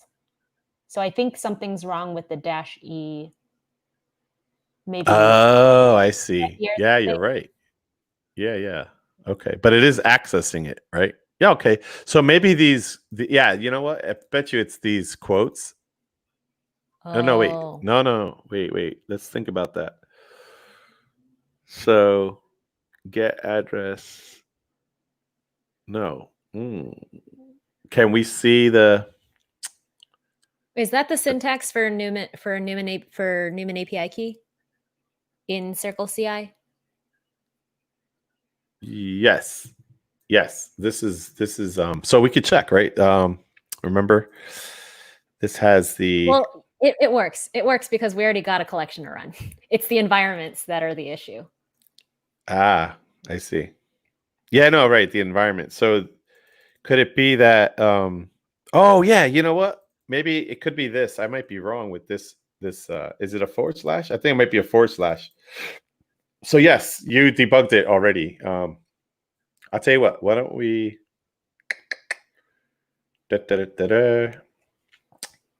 Why we should have done this before. We could run these like straight up in the thing. In the debug. Oh yeah. I think it's this though. I may have I think it needs to be a / because right, it's breaking on the new line. All right, let me quick. That's a quick one to change and push up. But I think it's my error. If anyone in the chat knows the proper syntax for line continuation in a command, please let us know. I know it. I always mess this up. It should be that way, I think. Yeah, it should be like that. So let's go ahead and run this bad boy. Commit it. It's going to have the same commit messages. But that's what you do, rebasing. Do you happen to know off the top of your head if you need those double quotes? They don't hurt. It won't hurt anything. Okay. Those are that way, you know, for the ZSH. I want to say SSH, but it's a bad habit. All right, so come on, give me my. Wait, no, I want 99. No, we're in the it failed. Oh. That's cool. It failed faster though. Oh, come on, baby. What is going on? We're being it's the same problem. The music's playing. Nah, you know, I have some time. I built a buffer and I was trying to be done by 5, but I want to get this done. All right, you know what? I'm going to eliminate that line for now and just do it. We'll do it live. We'll get the quotes out of there, I think. Yeah, we're going to do it. Yeah, let's do it. We're almost there. All right, I'm just going to we'll make the code a little less readable. Wow, this is all right. We're doing it this way for now. Okay. And Let's see, this is why that CLI tool is so awesome. And we could have kind of debugged it locally here quicker. And this always, in the beginning, right, you always have these issues. This is a realistic view of getting this implemented. Oh, yeah, absolutely. Plus, there's a little bit more pressure for me as well. Like, I don't know, but when you're like, you know, people watching you do this stuff. Oh, come on. Yeah, it's not pulling down. Wait, no. Wait. Whoa, whoa, whoa, whoa. So it might have. No, it worked this time. Two failed. Some assertions. Two assertions failed. So this looks a lot better. So it was that stupid thing I did, and that's okay. Well, so this one failed, right? And why did it fail? Too many requests. Rate limiting. So CircleCI blocked me, but it worked. This actually it worked, except for the one test, right? Beautiful. All right, let's just give it a few seconds. But you know how long it takes to reset? Right, probably a minute or so. I don't know. But we've gotten that makes sense. It's probably like, right, like let's give it a minute. I know, yeah, we don't want to like DDoS the damn API system, but take down the whole system. But it worked. Like at the end of the day, it failed because this test failed, which is the one slug workflow's workflow name, which is I guess this one here, right? Workflow name. And then the last one was jobs. So yes, the workflow and the jobs succeeded, but the test failed. Yes. Right. So we did get the 200s. Well, no, we got spanked by the API, but that's awesome. It did work. Yeah, the assertions failed. Right. So yeah. Nice. All right. Let's give it another try. So we don't have to change our code. Ooh. We just need to rerun the workflow, right? So we can do like, well, give it a sec, but rerun from failed. So it'll only run that job that failed. Well, the workflow that failed. And then, yeah, so it'll run that job and hopefully that'll be quicker.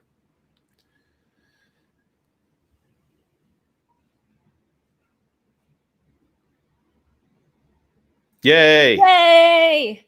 We did it. Yay. So happy. So nice. This is what you were talking about earlier. We're still on 100, right? But there's 2 runs. Right. So I reran. We're on the pipeline 100, right? And then the workflow, right, ran again inside of that same pipeline. Does that make sense? 2 workflows in one pipeline. Right. Okay. Now, this is cool, right? So now you have your unit test for the app, works great, and then you're like, let's test some APIs. Now, obviously, right, it has nothing to do with my app, but if you had another API that you need to integrate with, now people know how to do it using Postman and Newman in CircleCI. So the one thing I wanted to do though was let's do a cool. I mean, I built this the other day, and I want to just suss it out. And I do have a little bit more time, so this is cool. So we have an example now of how to kind of run Newman, install it, run it. I'm going to work on this and change it so that it looks a lot cleaner, but it looks great. What I wanted to do was uncomment all of this other stuff and kind of build out a GKE cluster. What do you say? Yeah. You down? And these jobs will run in parallel? Some of them will. I'll show you. Let's kick it off, and then we'll talk about it, and then we'll call it a day. All right, cool. So I uncommented it. I'm saving. Yeah. So let's kick them off because this takes 5 or 6 minutes, whatever. But it's worth. I think it's worth the showing. So we're gonna do a git status. Oh, actually, we don't need to do that. I already know it's just that config that changed. And then we're going to say testing with Newman Insights API and GKE. So what this pipeline does is basically does a lot of testing and smoke testing as well. So now I've uncommented in this. I've uncommented the other jobs that were listed up here. Well, they're collapsed, right? So if I uncollapse them, basically I have a create GKE cluster, I have a deployment, then I have a smoke test, which tests the service once it's deployed to Kubernetes, right? And then I have this destroy cluster, which I can manually, kill all the infrastructure that I built. Mm-hmm. So let's go real quick over to the dashboard. Jump into what is it? Cloud.google.com, and we can quickly see before everything starts getting built what's happening. And by the way, there's Orbs to do this as well inside that Orbs registry. And it would be cool to maybe we can work together, Joyce, on updating that orb for you. It's been a while, right? Since it's still valid. Yeah. But I saw that it was like a version 4 point something. Yeah. And it is open source. I did accept some pull requests that some people had to fix their own workflows. So right. Kind of cool, yeah. Yeah, no, I mean we have a team too on our end that could help with getting someone going on that. But it is a partner one, so yeah. But anyway, we'll take a looky. So can you zoom in? Yes, absolutely.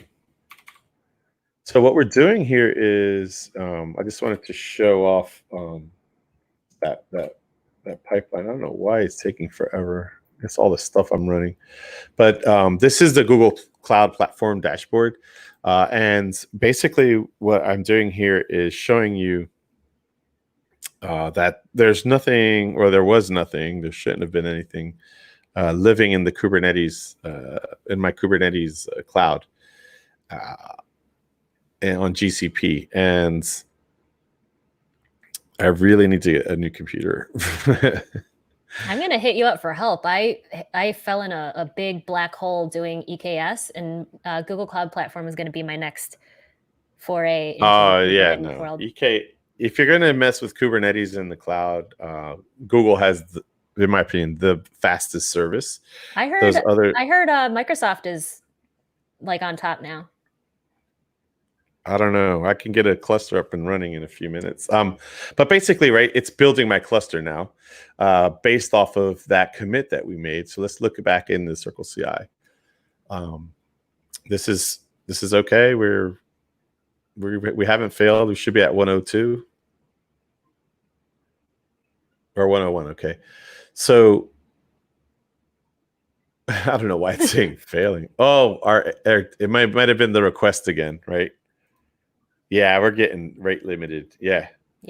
So that's okay. One of them got rate limited. So that would be, so this hitting the Insights API from Newman probably breaks some sort of time restriction that we have. So I'll talk to our team. Well, if we knew what the rules were for rate limiting, we can build in a delay in Postman. Right. But it's CI, so you don't want delays. Yeah, true. But yeah. No, and it's totally fine, right? Like I think you just have to strike that right balance. Yeah. But that's okay, right? So see, this is pretty cool because I don't have a dependency here, right? Like I don't really care. All these lines that have or that are drawn that fan back into this, they're dependencies. So if any of these fail, this will not happen, right? If you make that a dependency, right? It'll fail and stop. But since this has no dependency, it just stops because I don't really care, right? Like this has no relevance to the app. So let's go back. So, and by the way, that it would have passed had it not been for the rate limit, right? So you have to look at it that way as well. So with Google, our cluster was built. Now what's happening is I'm deploying my app. And by deploying, I'm creating a service, a Kubernetes service, a load balancer, right? So this is basically going to be an endpoint for me to access my application once it's deployed. It hasn't finished yet, but you can also start seeing like the workloads that we're giving it. And right, the cluster is still kind of, or the service is still being built. This is a common error when things are still happening, right? And actually, if we go into here, we can actually see what's going on. I'm using Terraform to build this app. See, so it's still kind of deploying or creating my my service, and once that load balancer is up and running, it's going to then serve up my application from my Docker container, right? So this is going to take a few minutes, not much longer. This thing usually takes like 2-3 minutes maximum. But that's nice that I've never seen this before, like a failing, like it's like, yeah, you know what, you got a problem. But I don't care, right? I don't care about that. And now we have, let's just jump back in so we can look at the workflow. Now that my application is up and running, right? So now that was successful. If you look here, we have the the cluster's up, the IP address for the service, the load balancer. I can now should theoretically be able to paste this in and see this application running in a Docker container and GKE, which is that, right? And it's just a simple application, web services. But what I'm also doing in my workflow is smoke testing this, right? So at the end of the day, if we go back into the workflow, what we're doing is smoke testing. And if you take a look at that, all I'm doing is running a quick, like, test against the OK200, that service. Here's the IP address, right, that was created, testing it. And then I'm also checking the body of the web page for this text. Mm-hmm. And it does exist, if I'm correct. Yeah. So, right. And these are just like for demos. I generally tend to use simple things like that so people can kind of grasp what's happening. But basically, right, that's all done. And I didn't have to do anything but just git, commit, and push upstream. Now, the cool feature here, though, is, right, everything's done. And once it's done, I can come here and say, all right, here's a manual step, right? Like I can now either leave this up and running, and this pipeline will stay alive, right, until I click this destroy thing, right? Mm-hmm. So this is generally for like maybe you have some sort of process where, a release process where somebody has to have human eyes on the build, right? Maybe they want to resolve this failed build for some reason, or they just want to know why it's failing before destroying everything, because you might want to throw some more changes up in there, right? And then you don't have to spend 3 more minutes building the cluster and then another 2 minutes deploying the app. You know what I'm saying? So yeah, you could leave that cluster up, and Terraform knows, all right, I know the state of this thing, I know when it was created, I know what's what its health is and all that good stuff. So this basically is just a way to tear everything down that we built. So you click that button and it's a manual step, right? And then it just kicks off this destroy cluster job, which does exactly what it says. It destroys everything, right? It tears down that whole cluster. So once we get to the point where the system is, this is like, I forgot to turn off my notifications. All right, so good thing nothing obscene was displayed this time. All right. Anyway, so so what's happening here, right, is Terraform was instructed to, or executed, and it's just doing its destroy commands on that cluster. Excuse me. So when we go here, if we do a refresh, that workload should probably start coming down, or at least, yeah. So the workload's gone.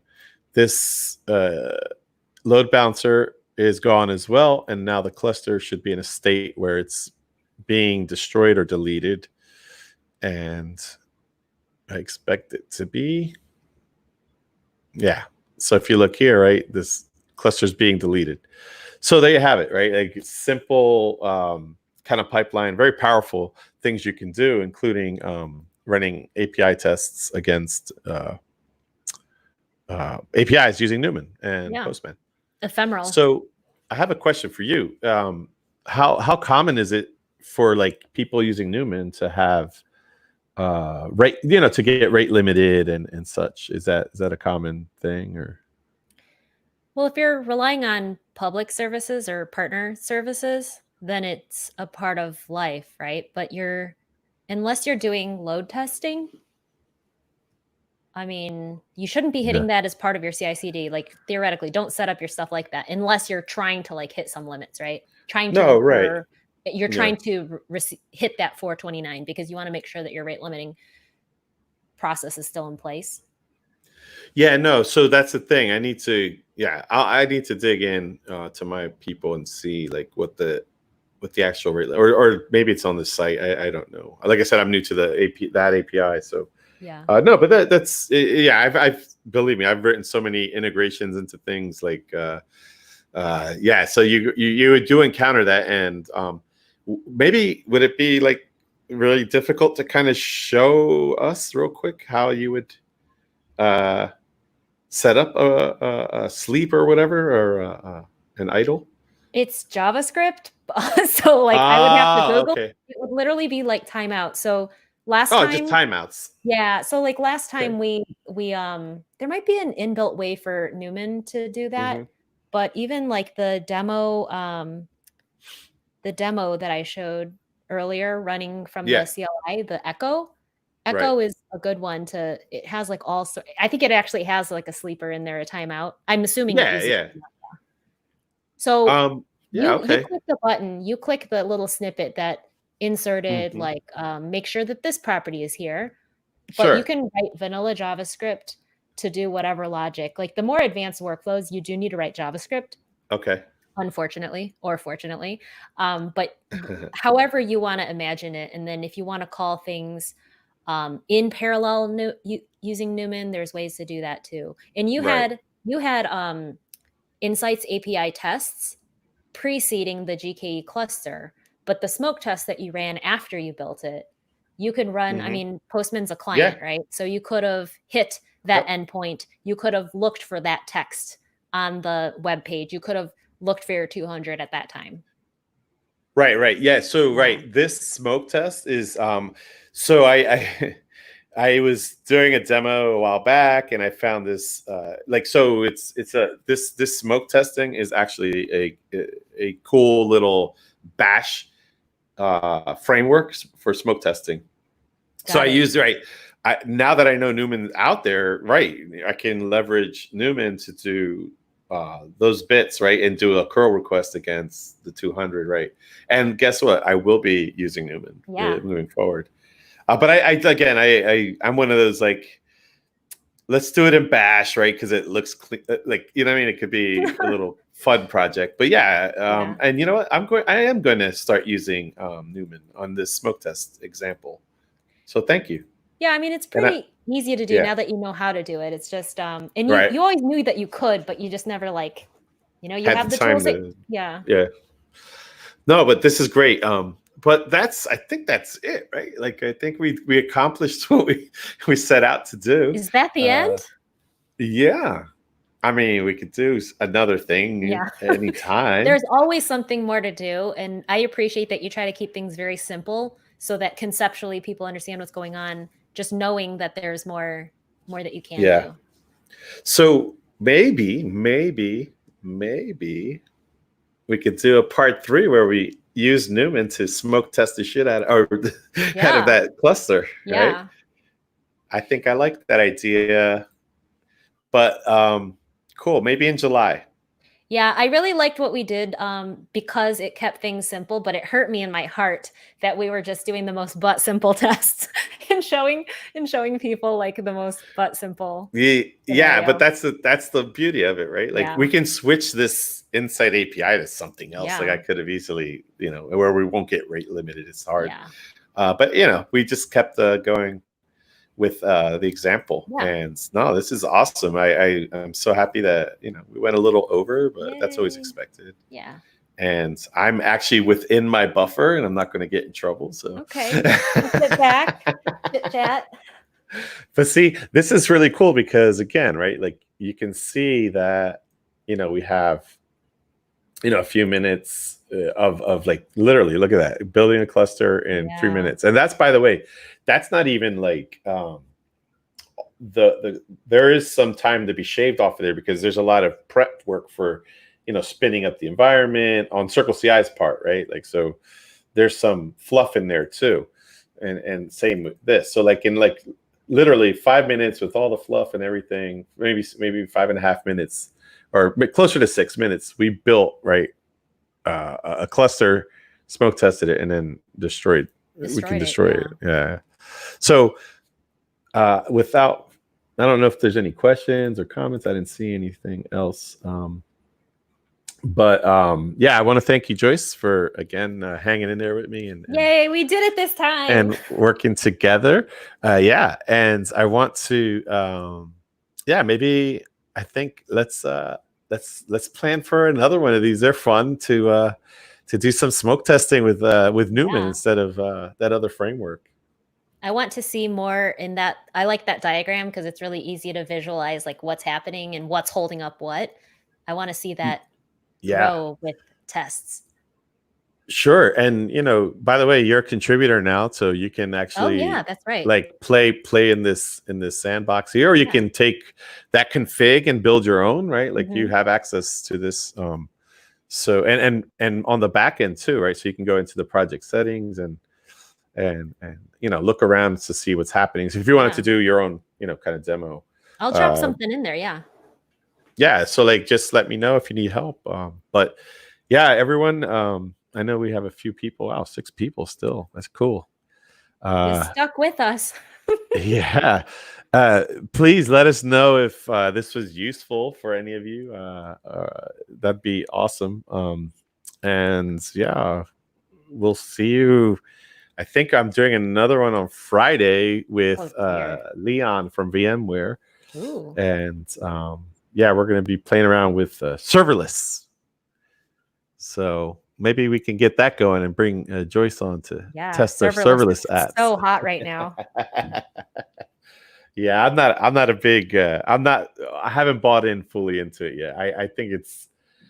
I don't know. Maybe it's I'm the crusty OG whatever operator, but like I have a feeling that's going to create more problems down the road. Than that abstraction is going to have more problems than benefits, in my opinion. But all right, thank you, Joyce, for again, hanging out with me and doing this. Thanks for this inviting is really me. fun. And I learned quite a bit too from the Newman side of things. And I will look into like that. I guess putting some timeouts to help with that rate limit.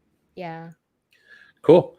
And yeah, thank you so much. And we'll be in touch. We'll do another one. Sounds Thanks good. everybody for coming. Bye everyone. Bye.